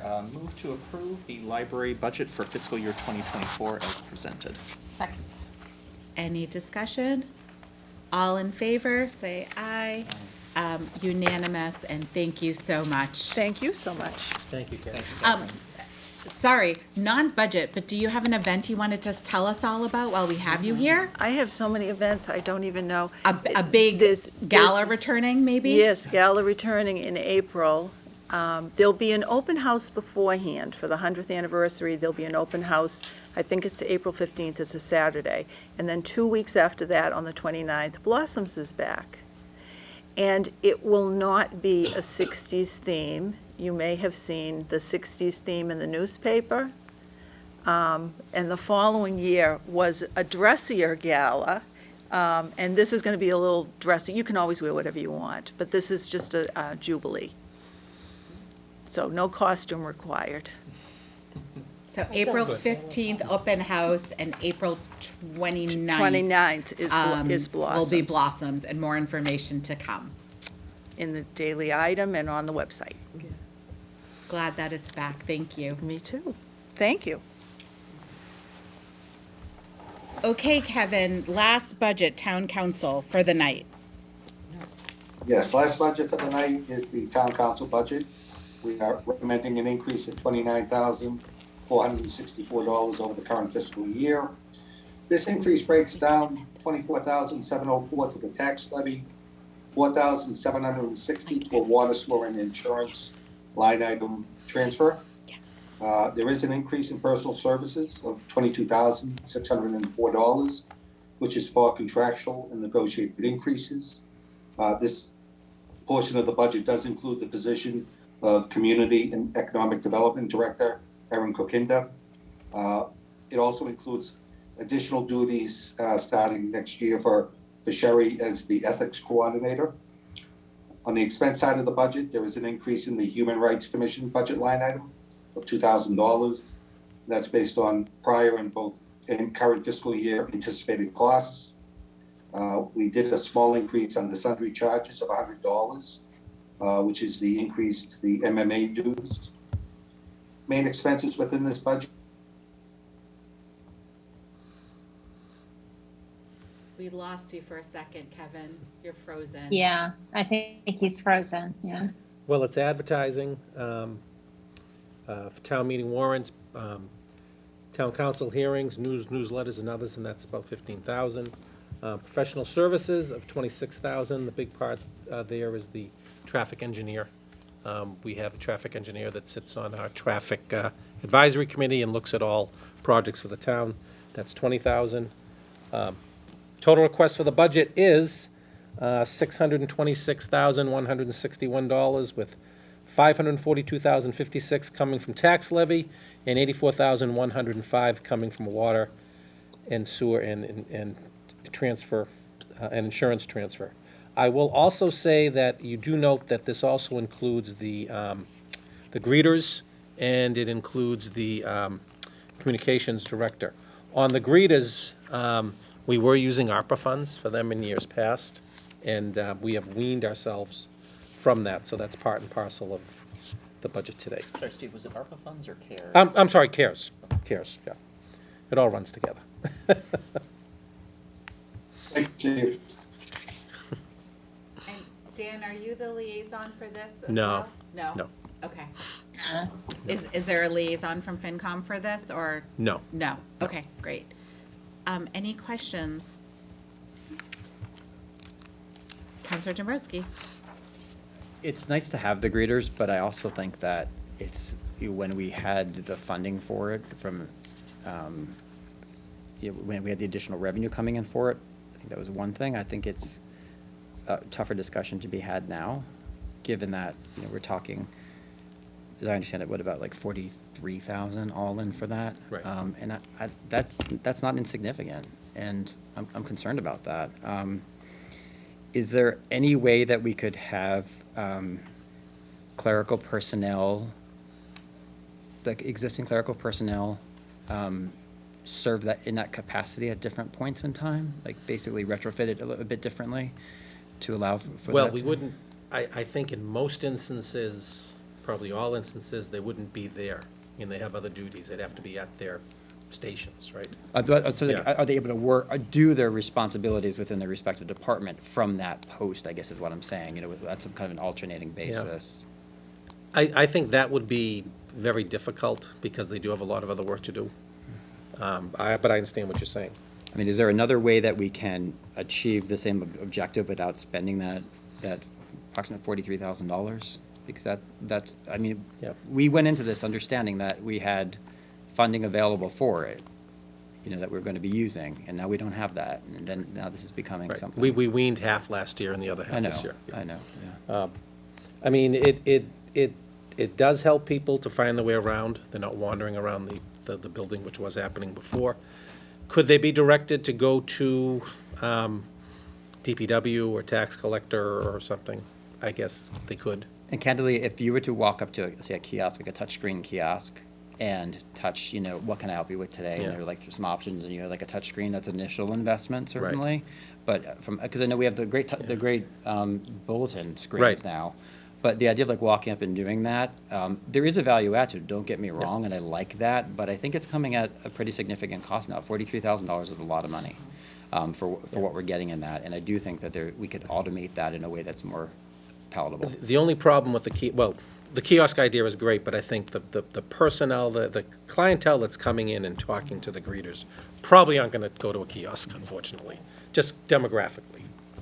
So that would be a challenge for those people. Well, maybe we have to figure out ways that, some Yeah. reconfigurations or some better signage or, whatever the case may be, but I don't think it's a good, I mean, if we had unlimited resources, sure, but I think in a year that I think we should be more fiscally prudent, I don't support, that additional cost for us. I think that's a way we could realize a savings. There certainly were a lot of pre-COVID years where we didn't have the greeters, and Correct. we managed to get by. There just aren't that many, candidly, there just aren't that many places to go when you walk in the first floor of Town Hall. And if you are looking for something, say the building department, that's less likely to be, say, like an elderly resident as it is, you know, a developer or someone from a firm, you know, and everyone knows how to get to the town clerk, you know, for instance, and DPW is right there, you know. It tax helps a lot collector. more with people coming to the second floor.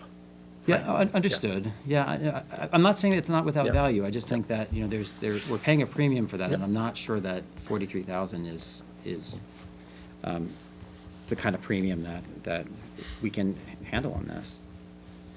Were you getting a lot of walk-ins, Steve, up at the second floor?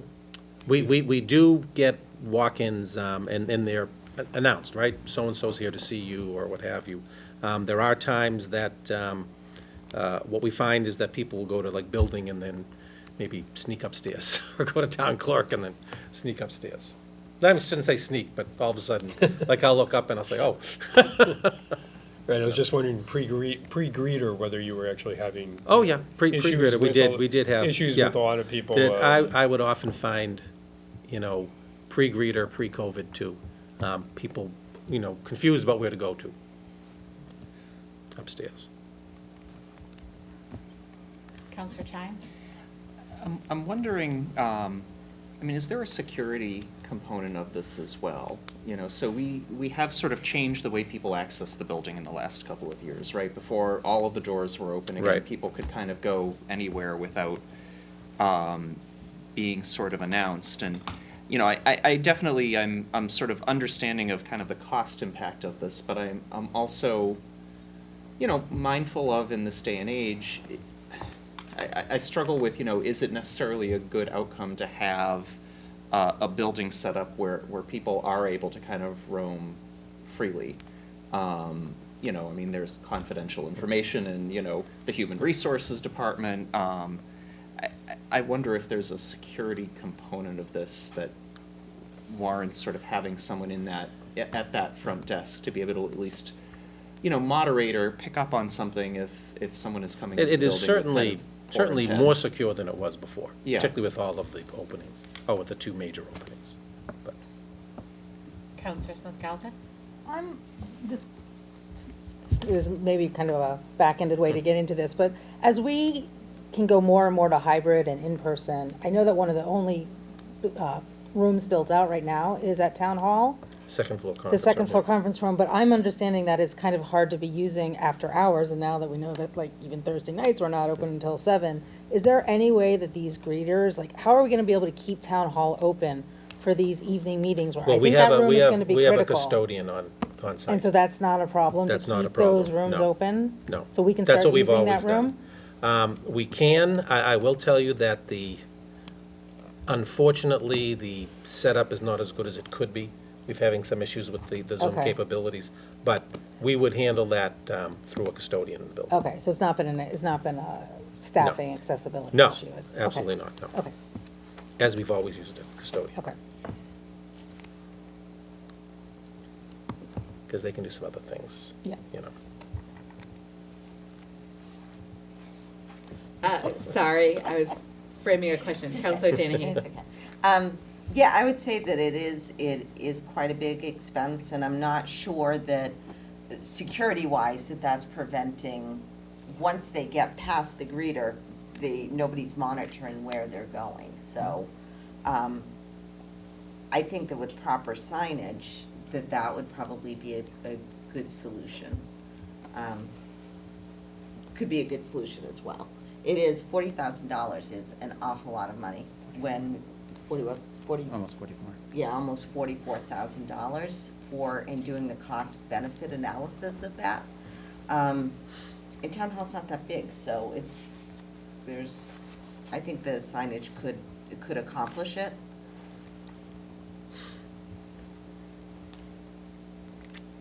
So Steve, they do help you with other projects, right? They do, they are members of the clerical union, so they do help with, you know, envelope stuffing, things like that, you know.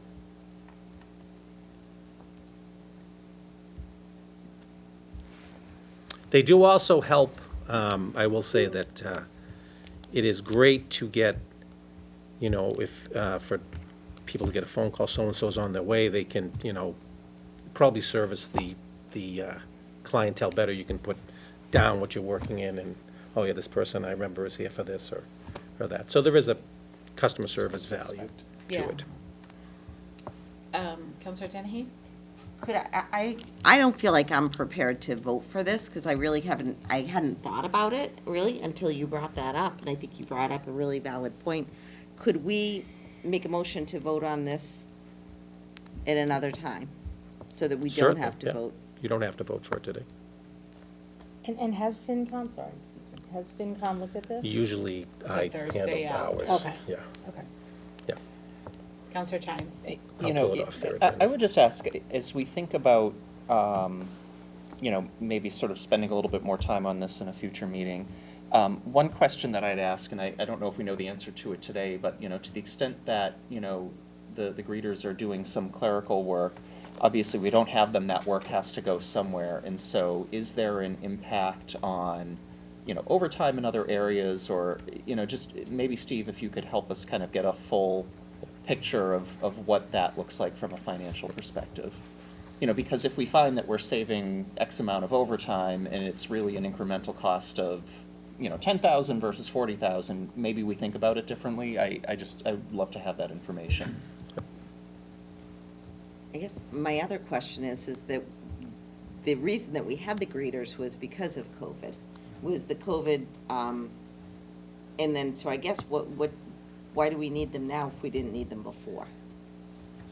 So I would actually dispute that a little bit. I think it was COVID, but I think we also talked about it being sort of a service environment issue for people coming into town hall. Now, maybe we think differently about that, but I don't think it was just COVID. You know, I mean, this was something that had been talked about pre-COVID too. So so there was a notion of town hall being not very welcoming.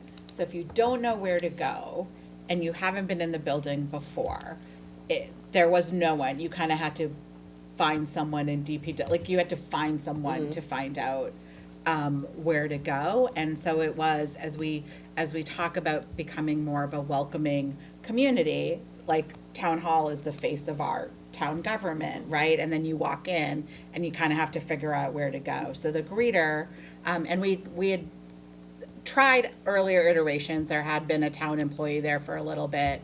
In the summer, we had put students there, right? So Right. we actually have tried to do different things.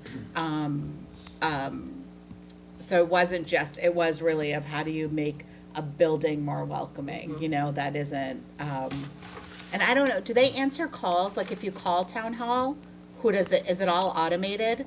It doesn't go to them. No, there are some calls that go to them that they then forward if someone got to them. Okay. But most departments are listed, Yeah, anyway. right. Counselor Dabrowski? I'll also add that we have drop boxes now too for the departments. And so the need to have to physically go into the building has gone down, I would argue. And if there was to be any sort of greeter, I don't know to what extent we could look into the senior tax work-off program, for instance. Because I know we haven't utilized that, I don't think, to the full extent that we could.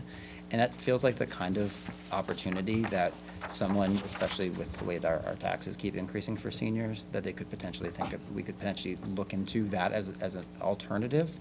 I don't know, but I think a $43,000 to $44,000 expenditure isn't warranted given the kind of improvements we made. I'd rather spend like a small amount of money on perhaps better wayfinding. We could have, colored lines, on the floor, for real, and things like, go, town clerk, follow the red line, like pay your taxes. And I should also point out that you can also pay your taxes, pay like excise online, for instance, and things. So I just think we need to be mindful that this is not an expenditure that has a revenue stream coming in. And I agree with you, Steve. We did kind of try to wean our way off of it, but now we have zero revenue that we're additional infused in for it. But I agree with you. We should probably just take it up at the next meeting. Counselor McLean? Just a suggestion, Madam Chair, might it make sense to hold this entire budget, especially since, I'm not sure, but if we have a vote on a town planner, would it not be involved in this budget, Steve? Yes, this is where we would house it for now, yeah. Yeah, we can always amend budgets, Okay. so, but, yeah, so I hear, so I don't know if we necessarily need a motion. I think, Steve, you're gonna get us back some information and we'll add this budget to a future agenda? Correct. Okay. May I ask one question? Of Madam course, Chair? Counselor Thank you, Madam Vincent. Chair. Steve, you indicated that the greeters were part of the clerical union. So if those jobs went away, are they reassigned somewhere else? No. Unless something opens up.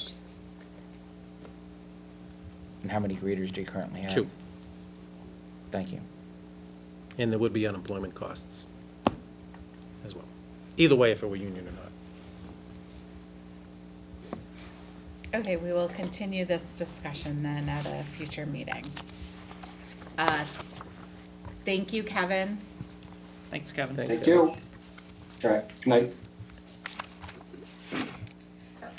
Item 9, Chapter 269 of the Acts of 2022, Local COLA Option. And I think that is why Dan Sherman is on the Zoom. Yes. Correct. Good evening, Madam Chair and rest of Town Council. Thanks for having me on. So as the cover letter mentions from our Executive Director, Kathy Cheek, the state legislature passed an Act 269, and basically it's addressing the fact that inflation, I think everybody here knows, it was quite high for roughly 6-7 months of 2022. And what they passed was a piece of legislation that would allow a retirement board, along with approval of, in this case, town council, to increase the COLA cost of living adjustment from 3% of the first 16,000 to 5% of the first 16,000 of a retiree's pension. So just a quick refresher is that if somebody is earning as a retirement benefit, say $40,000, he would receive or she would receive 3% of the 16,000, and then 0% on everything above 16,000. So they received $480 increase in 2022, July 1st of 2022. This increases at the 5%. So it'd be an $800 increase in their pension going forward. On the second page of Kathy's letter, it goes through the number of people that are involved that would be eligible. I think the final number is 357. If you had not retired by June 30th of 21, you would not be eligible for this extra 2%. And there's other restrictions as the note goes through. Average pension now in our retirement system for superannuation retirees is about $35,000. So if you were making $40,000, you would not get a increase of 5%. You'd get something closer to 2 3/4% because it's only the first 16,000. So that gives you a little statistics on the second page. And the following page goes through the exact legislation. And the final page is something that I put together. I think everybody knows I'm an actuary. I do a lot of work in Chapter 32. And it's been beneficial, I think, to the retirement board, hence my longevity on that board. So what I did on the last page is compare the accrued liability as of July 1, 2022, which is the last evaluation that was done by PARIC, by the state. And so what I did was say, okay, what if this legislation was passed and approved as of January 1st of 2022? What would be the impact on our liability by granting a 5% COLA at 16,000 versus a 3% COLA? And you can see the accrued liability goes up to $214.8 million, an increase of $1 million. So basically, long and the short of it is $1 million increase in costs.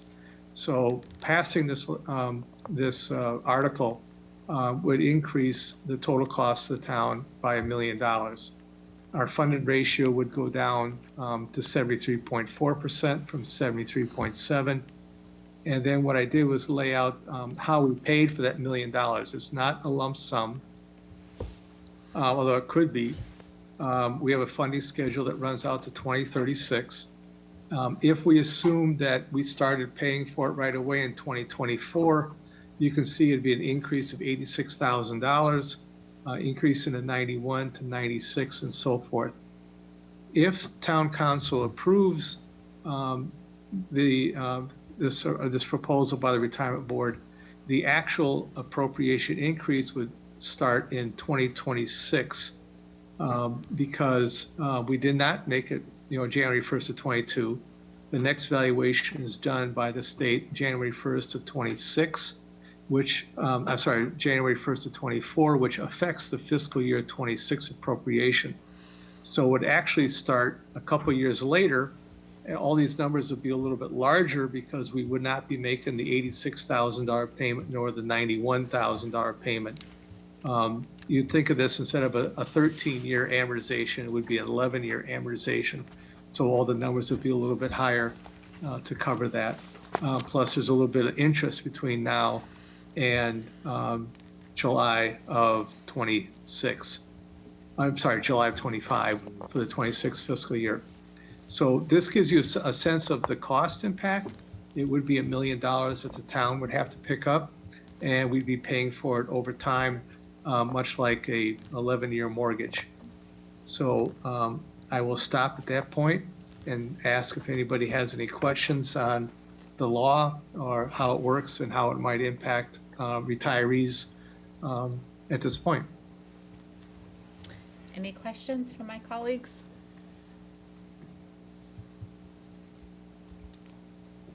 I think you did a great job explaining that. I don't see any questions. Steve, do you want to add anything? No, I support the retirement board's vote on this recommendation. Great. Okay, do I have a motion then? Yes, move to accept the retirement board's recommendation for a one-time additional 2% cost of living increase for retired members of the Wakefield retirement system for fiscal year 2023 as presented. Second. Great. Any discussion? All in favor? Great. 7-0. Thank you very much, and thank you, Kathy. Thank you. Item 10, zoning bylaw codification. Madam Chair, as you may remember, town meeting appropriated $50,000 for the purpose of a recodification of the zoning bylaws. And I have worked with the bylaw review committee and Professor Mark Bobrowski, who is the leading voice on Massachusetts land use and planning law, to have a contract whereby he would provide this recodification service for a total of $45,000, which incidentally is a fairly typical fee that he is paid by various towns. As you know, I represent Linfield. I believe Linfield paid him more. I think it was $50,000. But Linfield's bylaw was in much, much rougher shape than Wakefield's. Anyway, among the services he would provide would be up to 6 meetings with the bylaw review committee. He would also attend the planning board hearing and town meeting where the recodification would be submitted. He would do up to 3 drafts, and additional services at our request would be available from him at a fee of $250 an hour, which is a very reasonable fee for a man of his talents. He would also provide us with hard copies and a Word copy of the documents, the drafts. And the bylaw committee recommends that you approve this contract and that you authorize the town administrator to sign on the town's behalf So I'd be happy to try to answer any questions, but I'd be looking for a motion to authorize the town administrator to sign the Bobrowski recodification contract on behalf of the town. So moved, Madam Chair. Second? Any discussion or? Not sure why we need hard copies. Because there's no savings in turning it down. so. Okay. Okay, now. All in favor? 7-0, thank you very much. Item 12, annual town meeting. I skipped 11. Item 11, strategic growth and development update.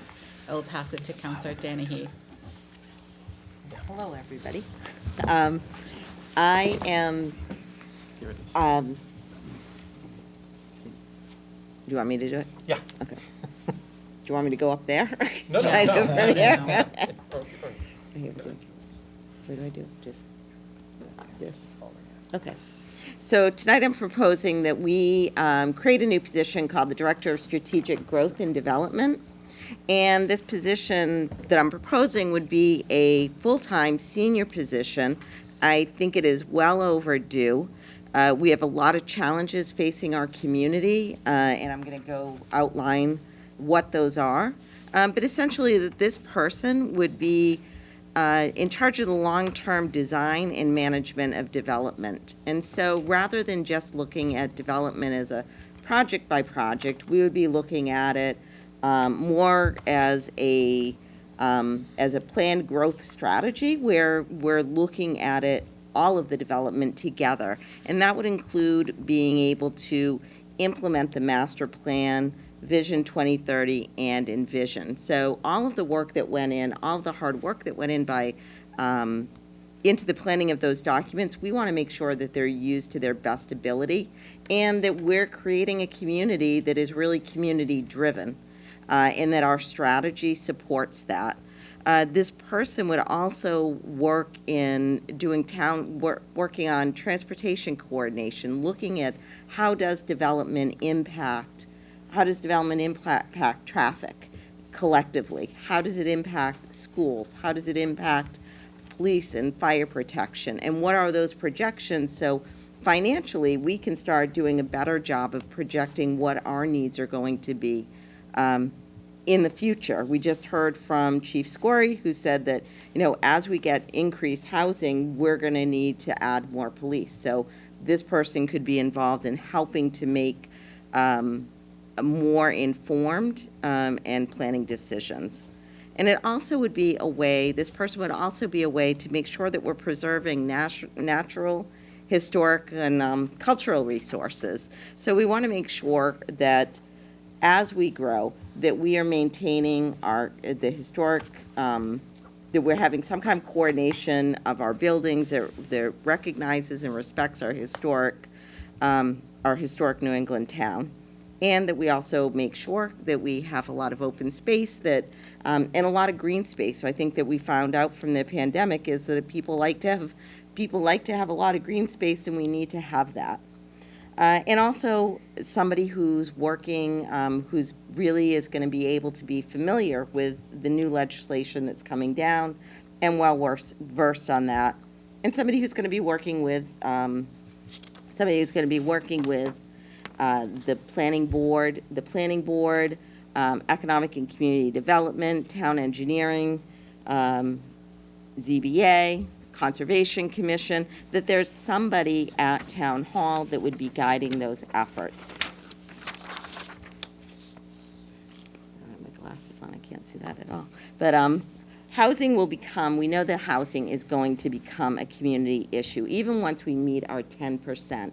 This has been, our governor and lieutenant governor have made housing a priority. We know that we are, the affordability, we're number 3 in the nation in terms of housing, and that, this is going to be coming on to us, more housing, and we need to be proactive in housing production. So Wakefield, I did some research. Wakefield's one of the few communities without any kind of without a planner. In fact, Melrose has 4 planners. They have 4 planning department of 4, Reading 3, and 12 area towns with 12 area towns, 8 that have populations greater than us have somebody in doing full-time planning, and 8 smaller communities. So what are the potential results? Is that we're going to have a proactive growth strategy so that we're able to plan both fiscally and we'll be able to plan fiscally as well as kind of a vision in terms of what we want and how we're going to implement all the great work that's coming from the master plan, Envision and Vision 2030. So we're going to review, we'll be able to review developments with a town-wide lens versus that project-by-project glimpse. And this will also be generating grants. When we were at the MMA conference, one of the things that we heard was that there's a lot of money that's going to be coming available to us in the form of grants.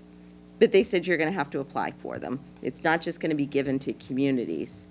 I also had the opportunity to talk to somebody from Housing Choice Initiative, the Housing Choice Committee, I don't know what it's called, Housing Choice Initiative, person who worked there, and I had a great discussion with this person about all the number of grants. And by becoming a Housing Choice Initiative, we have so many grants that were available to apply for.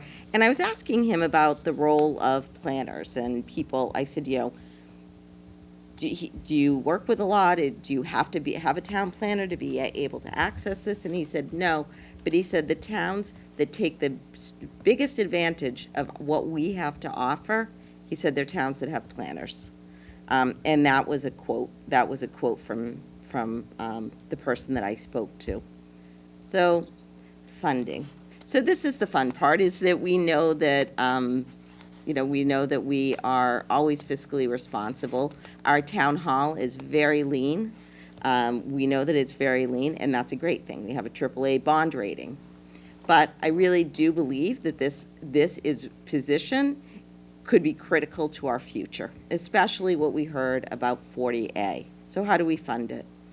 We could fund it through some grant opportunities, specifically green communities.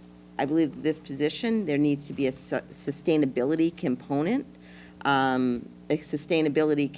to it.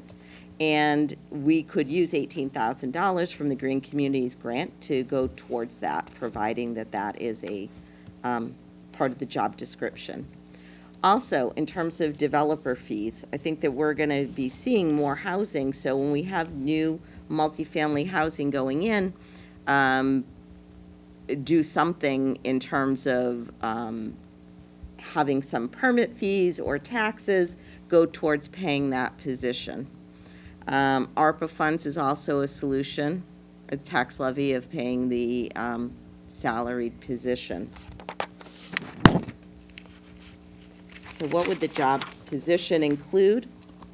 The person would be coordinating with local boards and departments on projects, and and then in town hall with economic development, town engineer, the building department. The position would require a long-term strategy for growth and development, their ability to secure grants, to integrate sustainability into planning and development, and to assist the planning board and zoning board in the review of submissions, and collaborate with state, regional, and other municipal planning agencies to, again, have that wider lens looking at development and what's going on around us, as well as reviewing zoning bylaws. And I had one other thing I wanted to say, and it's slipping my mind because I've been at work since 7. Well, I just think that it's a really critical, I think we're at a really critical juncture in town, and that we need somebody who's going to be leading all of the changes that we will be seeing. We also, if all of our neighboring communities, one thing that I found out is that we have produced more housing over the last 5 years than any of our neighboring communities. And I think that's significant. I think that we have a lot of work to do. And I think that, the planning board, that's what I wanted to say, is that I did speak to members of the planning board. The planning board is supportive of it. I've talked to some people on ZBA. And as long as it is a senior level position. Bill Spalding, I was at the master plan advisory meeting, and he was in my breakout group. And we were talking about infrastructure and facilities and what we want. And he said, to enact all of this, we need to have somebody who's at the helm leading the effort on the future of this community. So I think the title of Strategic Growth and Development, I wanted to recognize that title, that this is somebody who is going to be strategic, and they're going to be managing our growth and making sure that when we look at all the housing that's coming up and the mixed use, that we live in a community that's providing people with a very vibrant experience. So we have people who are living here with mixed-use development that's creating a place for people of all ages to have a great experience. So I would like to have the town council to think about this, and maybe at another meeting to add this onto our budget. And I'd like town council to take that vote. So that is it. But I do think it's one of the most critical things that we can do as a council. Okay, Counselor Dombrowski. Oh, first to that, I know that Councilor Dennehy has worked on this for a number of months, and you've done a thorough job of investigating and identifying, I think, a lot of needs that we have. As you know, my biggest concern is the idea of FTE. Yes. And adding in a new full-time position.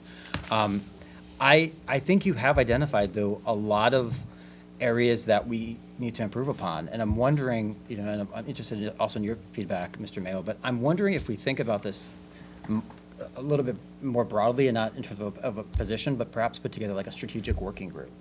And that group identifies all of the needs that may not be met or adequately met. Looks at things like, you mentioned the grant funding. I'd like to see other ways in which we could sustainably potentially find that funding resource. I'd also be curious to know what we could do relative to developer fees, because I think they're best positioned to be able to absorb more of that cost. And this, in a lot of ways, is directly related to more development within the community. And then we look at our current bench. We look at the role of communications, we look at the role of community and economic development, we look at the role of engineering right now, and then we think about, all right, what does this mean? Does it mean that we create this position? Do we differently allocate within our current staffing? Do we have funding that justifies creation of a new role, but then we spin off certain responsibilities, say of Erin Kokinda, who is speaking here. She seems to be doing a lot of this right now. Is that at the compromise of economic development? I don't know, but I think that's probably something worth exploring. So as you were talking, and I was thinking more about this, I don't know if the idea of maybe convening a working group to spend a little bit of time digging into some of these issues to think about it might make sense. I don't know, Mr. Mayo, in terms of being, I'll call you the CEO of things in town. Basically you would be, you're kind of at the helm of strategic planning and communications and engineering and the like. Where's your pulse on the idea of doing a reevaluation of roles? Yeah, I think I would prefer that. I think we look at it because I'm very proud that we run very lean. I think it's a curse as well that we run very lean. And we ask a lot of our people to wear a lot of hats. And I do think we could certainly look at this and see where we need to focus on, what we're not focusing on, and we pull it together. We have a pretty good group that tries to pull things together. I think the fact that we have created a lot of housing and mixed use was by design. That was by what we did in 2015. That was that group that did that. That was the zoning change. And so, to me, that was by design. So I like what you're saying about putting a group together to look at this. But I also can understand Councilor Dennehy's pointing that it feels we don't have a quarterback right now. And I'm listening to Erin Kokinda tonight, and it sounds like a lot of her time, as she was describing, going to meetings and things, we're really more focused on 40A and things of that nature. And as she's speaking, I'm sitting there wondering at what sacrifice to the community economic development, the other functions that she would have. And I don't know that, but I also don't know, and it sounds like communications is a big part of that, of this picture too, especially from an economic development side. So do we maybe need to think about, a strategy in a broader sense and how we utilize, the human capital we have currently?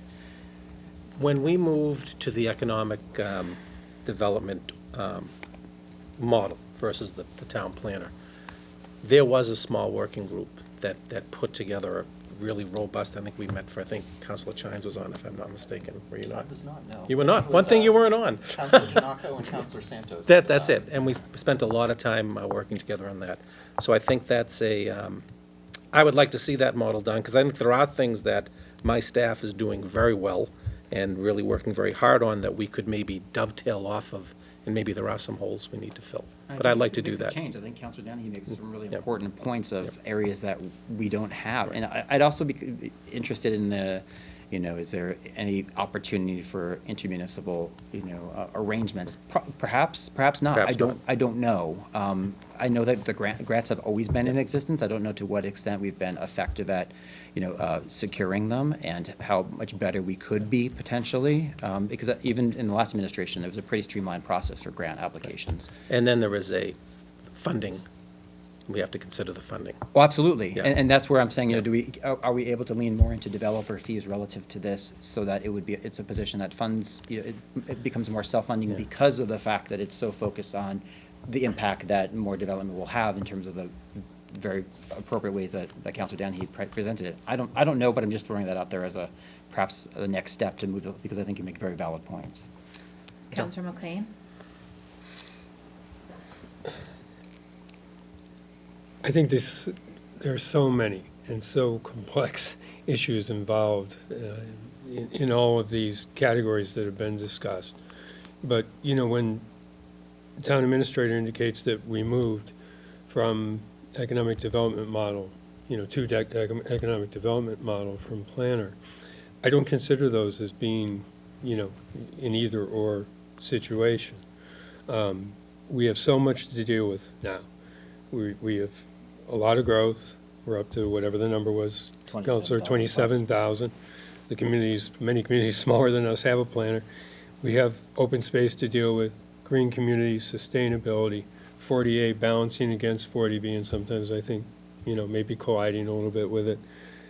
The housing production plan, which was mentioned tonight, and which is mentioned in our recent submission to the Commonwealth, even though it's expired. So we're telling the Commonwealth we're following that housing plan that we had, through 2020.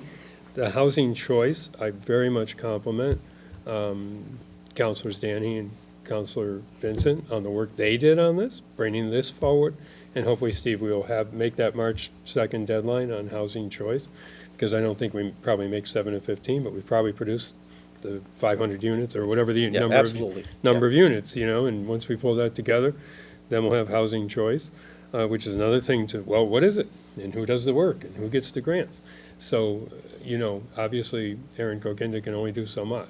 I would like to fund this position, and I would like to fund it at a level where, reporting only to Steve and also with regular reporting to the town council as to how we're doing. I really do think we need a quarterback on this one, so that's where I'm coming down on this so far.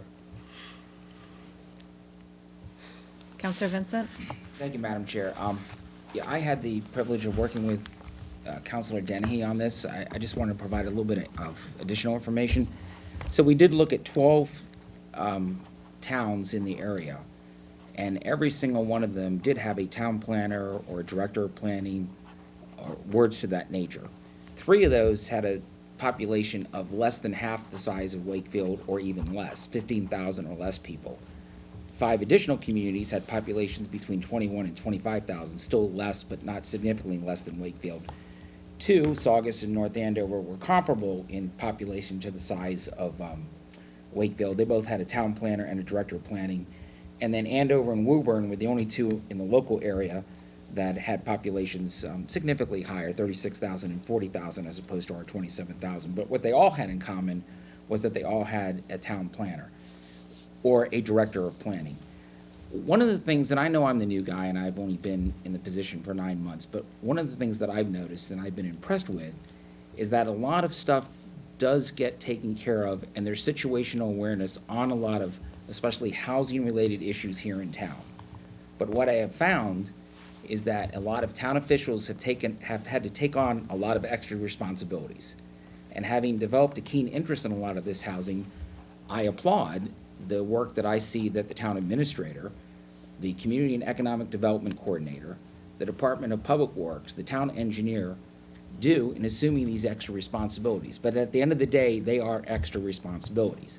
I also applaud what I see with Councilor Dennehy and Councilor McLean in the initiative that they've shown on certain issues that really the Director of Strategic Growth could probably be handling, and that's with the possibility of an Affordable Housing Trust Fund and also with the Housing Choice Initiative designation. The one thing I'll say about the Housing Choice designation initiative, if we do get accepted into that program, is Melrose got $75,000 last year for their zoning ordinances having a review. We had to spend $50,000 in taxpayers' money for the same purpose as we just authorized that contract. One of the differences between us and Melrose is Melrose could go and get a grant under the Housing Choice Initiative, and we could not get that grant because we haven't submitted the application in the past for the Housing Choice Initiative. So I find, and I know my limited experience with only 9 months on the town council, but I find that having somebody used the word quarterback, I thought that was a very good term. Having somebody be the quarterback to look at these myriad of issues can help make sure we stay focused on all the opportunities provided to us and adherence and compliance with the laws that we have that are applicable to us on housing issues. So I am a proponent on this. Thank you, Counselor Vincent. I just did the math. Counselor Dombrowski and I, it's our 70th month. So we're just gonna go by months from now on. Anyone on this side have anything to add? Counselor Tynes? I'll just say, I think there's something here. I think what I'm struggling with is the what, and so I actually echo Counselor Dombrowski's comments that I think there is value in doing sort of a gap analysis of what we have today, and I think we have an intuitive sense of that, but I don't know enough about the day-to-day workings within Town Hall to say, I think that, Aaron Kakinda is doing this, but it's actually something different, or I think that, Steve, you're doing this, but it's something different. I've talked as we've kind of gone through this process, and certainly Councilor Dennehy, as you and I have had some conversations about trying to line up roles and responsibilities for individuals, and at least for me, I think that that's a worthwhile exercise to do, just to understand what it is that we'd be looking at for a new role, but also to be able to articulate that publicly. I mean, we can approve a position, but it still has to go through FinCom. It would still have to go through town meeting on the budget. And I think it would behoove us to do, some additional homework if this is the direction we go, just to make sure that we've got a really clear sort of bulletproof case as to why this is something that the town should invest in. And so I do hope that we can kind of take some time to go through that process. I do think it was a helpful process when we created the Economic and Community Development Director position. I know that Councilor Santos and Councilor Donaco put a lot of, I think, good work in that, and I think did a lot of this effort to look at it from a gap perspective. So I think there's value in doing that, and I think if we're able to do that, I think we'll be in a position, if we as a council do decide to move forward with a position, to be able to articulate why that's the right decision for the community. Thank you. Counselor Smith-Galvin? I echo everything that's been said here. We see a lot of growth in town. I agree with Steve that a lot of that has been by design. The 40A is going to be a challenge, and certainly we could use more resources. I think there's a lot of things we need. There's a lot of grants out there, but they're very, very hard to get. I mean, I would like to see us have a sustainability coordinator in the near future, and I do believe that could probably all be funded by grants, but getting up and running is difficult. So I'd be interested to see kind of where the gap analysis comes out, but I'm not, by any means, opposed to this at all. Counselor Dennehy? I feel like when saying putting together a working group is like when I used to say to my kids, we'll see. Can we go to the Disney World? We'll see. And it was kind of like, we'll see, and then we'll think about it. I think that this issue is really critical right now. It's something I've been talking about since I've been on this board, and this is the first time I'm hearing about a study and putting together a working group. And zoning, yes, zoning was by design, but that means that we created the zoning, but we're looking at every project. It's on a project-by-project basis. There is nobody who is doing, we have nobody who is doing town-wide traffic studies, looking at projections of what does this mean for police, for fire, what is it, how are we going to be maintaining green space and open space, and how are we going to make sure that we're creating housing that is, that looks good, that is aesthetically pleasing, and a planned strategy. And I don't think it's fair to the people who are at town hall who, I think it's putting them in a situation that makes it really, really difficult. Erin Kukinda is her job role is she has so much put on her plate. And it's, this is something that would help alleviate some of that, and maybe with town engineering. I'm sure that town engineers doing work on, planning and housing. And this could take that away. I just think it's it's something I've been talking about to everybody for 2 years. It's the first time anybody's ever proposed a working group. If we had said that 2 years ago, that would have been great. But now we're facing 40A, and I'm a little bit frustrated. So, I do think that this position can be funded. We can use this position by looking at fees that we get from developers who are paying permit fees. But that's what I'm getting at. I don't know to what extent we can do that. I'd like to know that. And to me, it's far more palatable if we, for instance, know that we can increase fees or have a special assessment or whatever the case is on these projects. And I don't know, Steve, whether you have that answer or Tom has the answer, or it's something that we'd have to explore. Well, I want to be able to fund. right, yeah. I want to be able to fund a position, but I also want to meaningfully make sure that we're covering these gaps that you talk about, Councilor Dennehy. And I agree with you. You have identified gaps, but I don't know that necessarily means we add this position without recalibrating the roles and responsibilities of some of the other key players that we already have in town town hall. I think as far as the fees are concerned, the way that we handle fees is that they're part of our overall budget. We kind of, when I give that presentation, I say, other fees are going to be X, whatever that is, 6, 7 million a year, 7 or 8 million a year, that goes into the pot and we pay off of that. I never link any of those fees directly to a position, because what happens if we have a recession? We may need a position more than ever to help us out of it, but the fees aren't coming in. So I think that putting it into the general fund is a better way of doing it.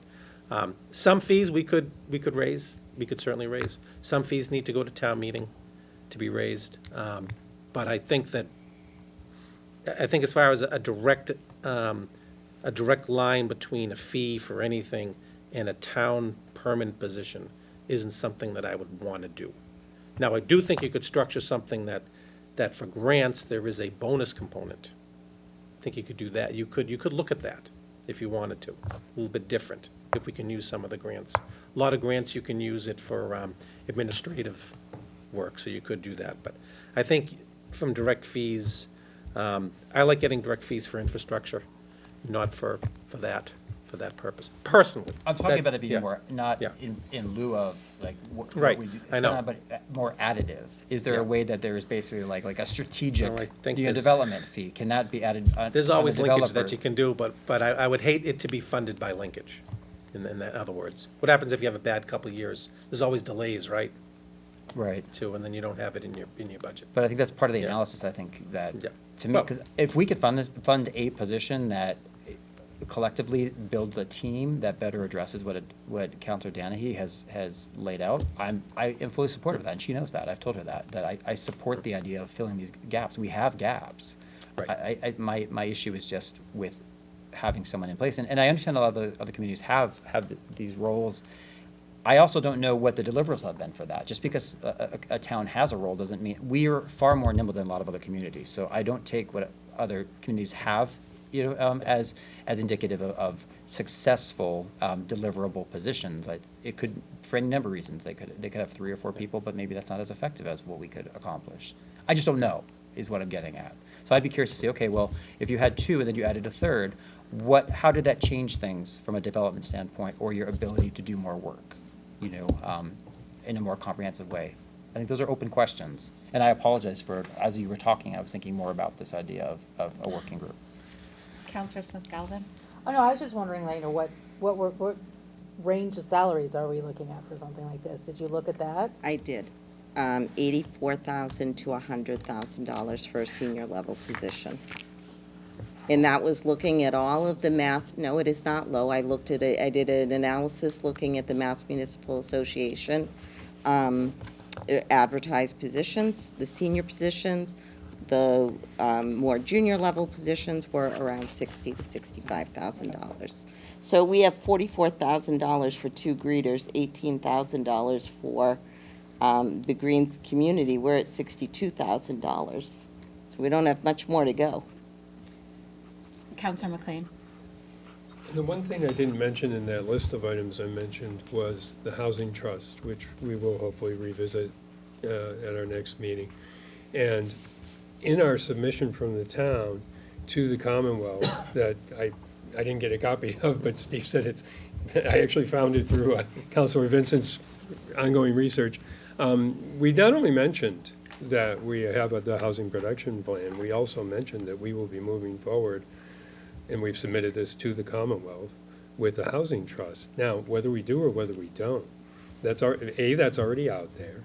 B, wouldn't it be nice to have a town planner on board when we add that to the equation, that we might be creating, a bylaw and a trust, and perhaps doing some projects, and we've already had some discussions, and we're gonna have further discussions as to what we might wanna focus on, and wouldn't it be wonderful to have a planner on? I mean, are we expecting that Aaron Kokinda is then gonna take over that as well?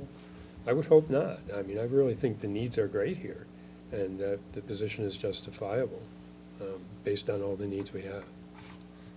And just for clarification, it's more than a planner, it's a director of strategic growth and Correct. development, so it's an expanded role. Right.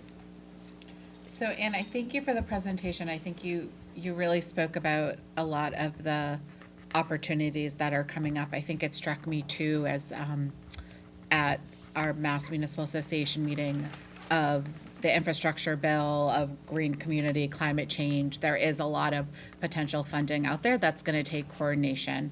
I think the working group idea, the reason that I think that comes up is because this position would require current staff to let go of some project, right? It's going to take roles and responsibilities that we don't fully understand, of figuring out what it would take. So that is the conversation. That is kind of the gap analysis that I'd like to see. And I just want to, follow up with Steve to a little bit know about, there are things that nobody's doing right now. There are ideas of who you think will cover stuff going forward, right? And then if we have this position, things that would come off people's plates, right? And so, just like Councilor Dombrowski said, just because there's 4 in Melrose doesn't mean that we're not doing any of it. It's just we don't have someone with that title doing it.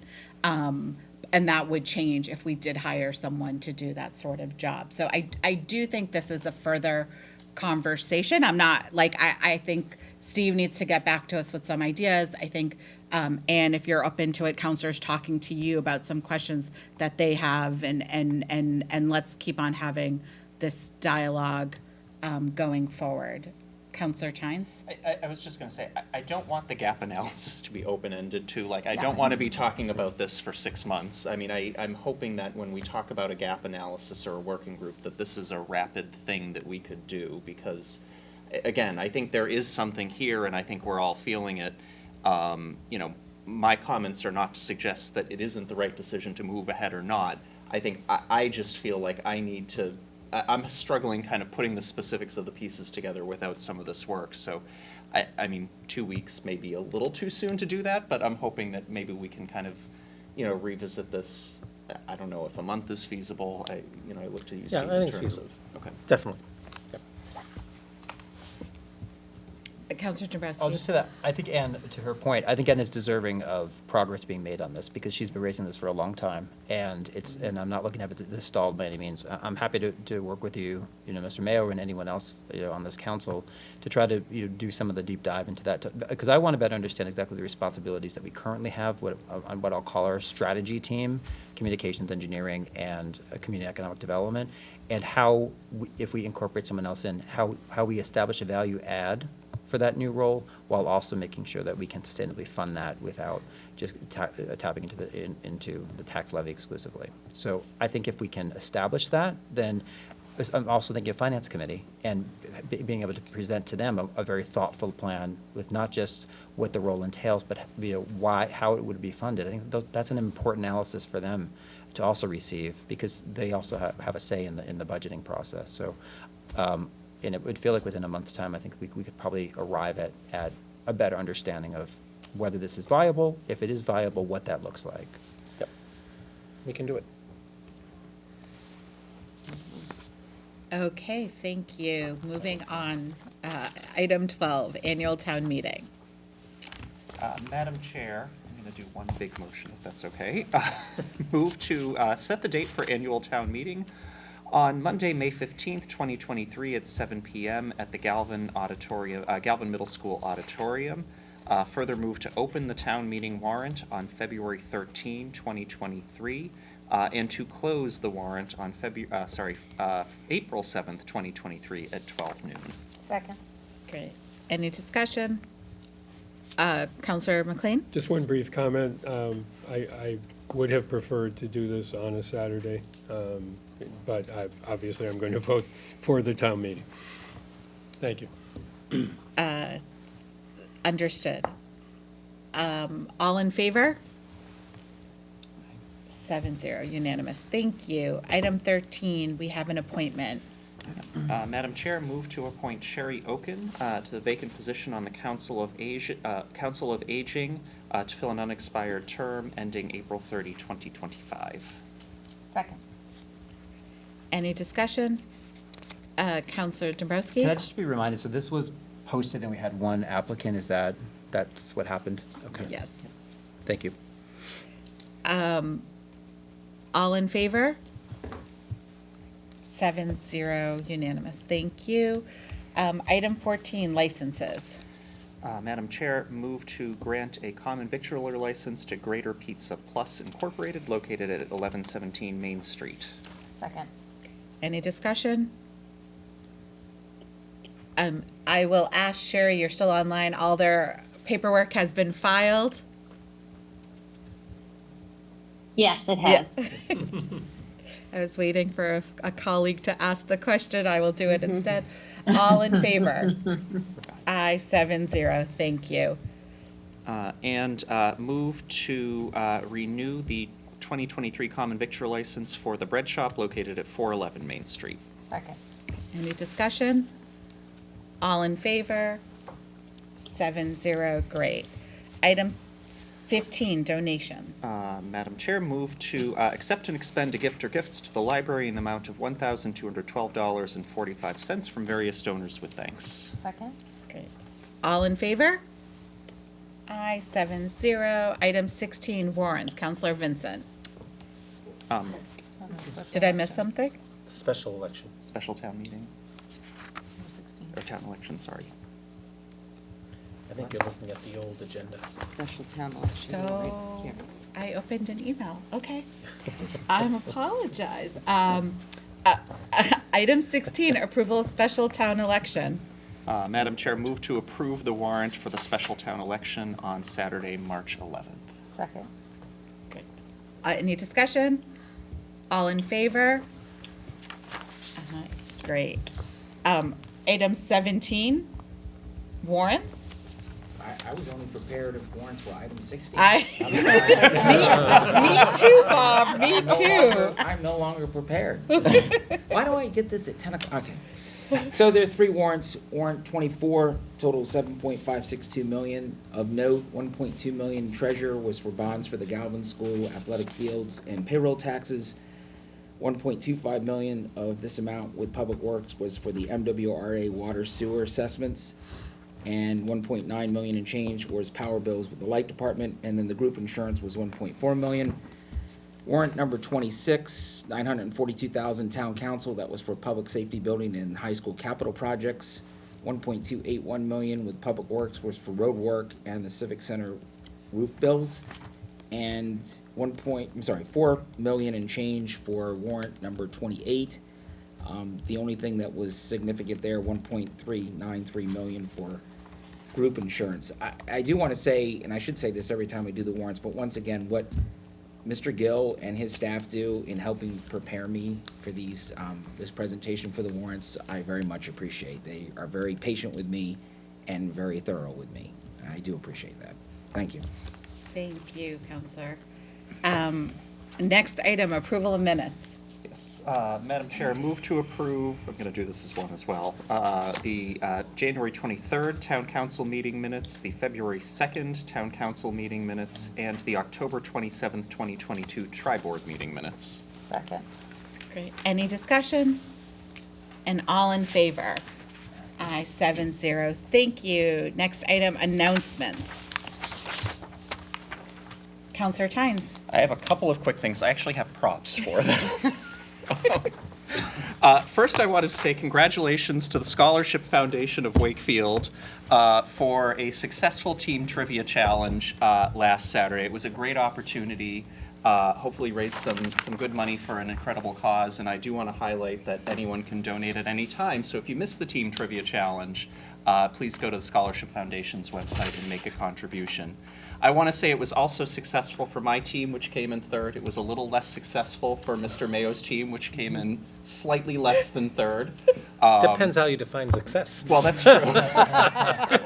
An early exit, that was success. But again, great cause, and thank you for everyone who put that on.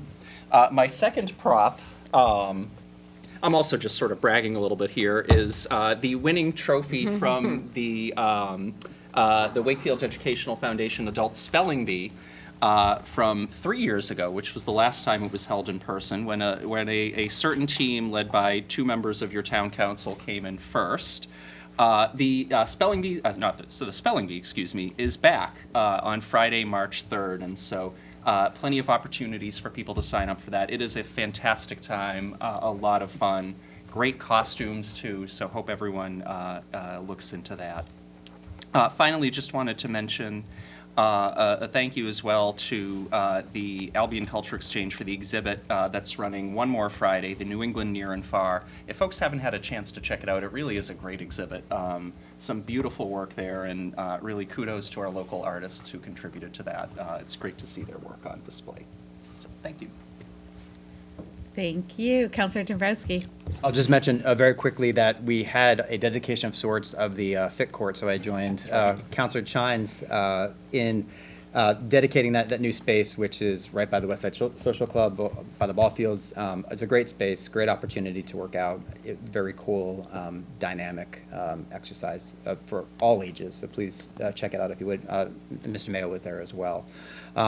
And I should also mention Jen McDonald doing some serious athletic work there while we were Jen taking those McDonald, pictures. our communications director, she was like a trainer. It was really impressive. So congratulations to the town on that new amenity. And the other piece was, we had a contest for our Wakefield public school students on making posters and awareness pamphlets for healthy relationships awareness. And I know Counselor Smith-Galvin judged. I'm not sure if anyone else on the council.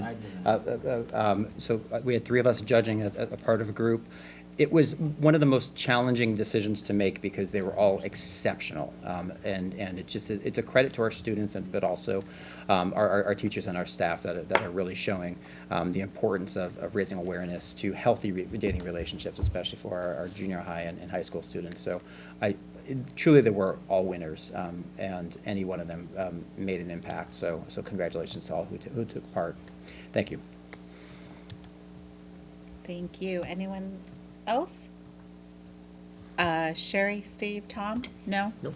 I'm just going to add two Nothing. events coming up. The Human Rights Commission does their annual Women's History Month event, and it'll be Wednesday, March 8th, 7 p.m. at the Savings Bank Theater. The theme this year is Embrace Equity. It is back in person after 3 years. Likewise, as mentioned earlier, Blossoms is back in person April 29th, so put those dates on your calendar. With that, any matters not anticipated for the agenda? Okay, do I have a motion to adjourn? So moved. Second? Great. All in favor? Aye. Thank you, everyone. Our next regular town council meeting will be Monday, February 27th at 7 p.m.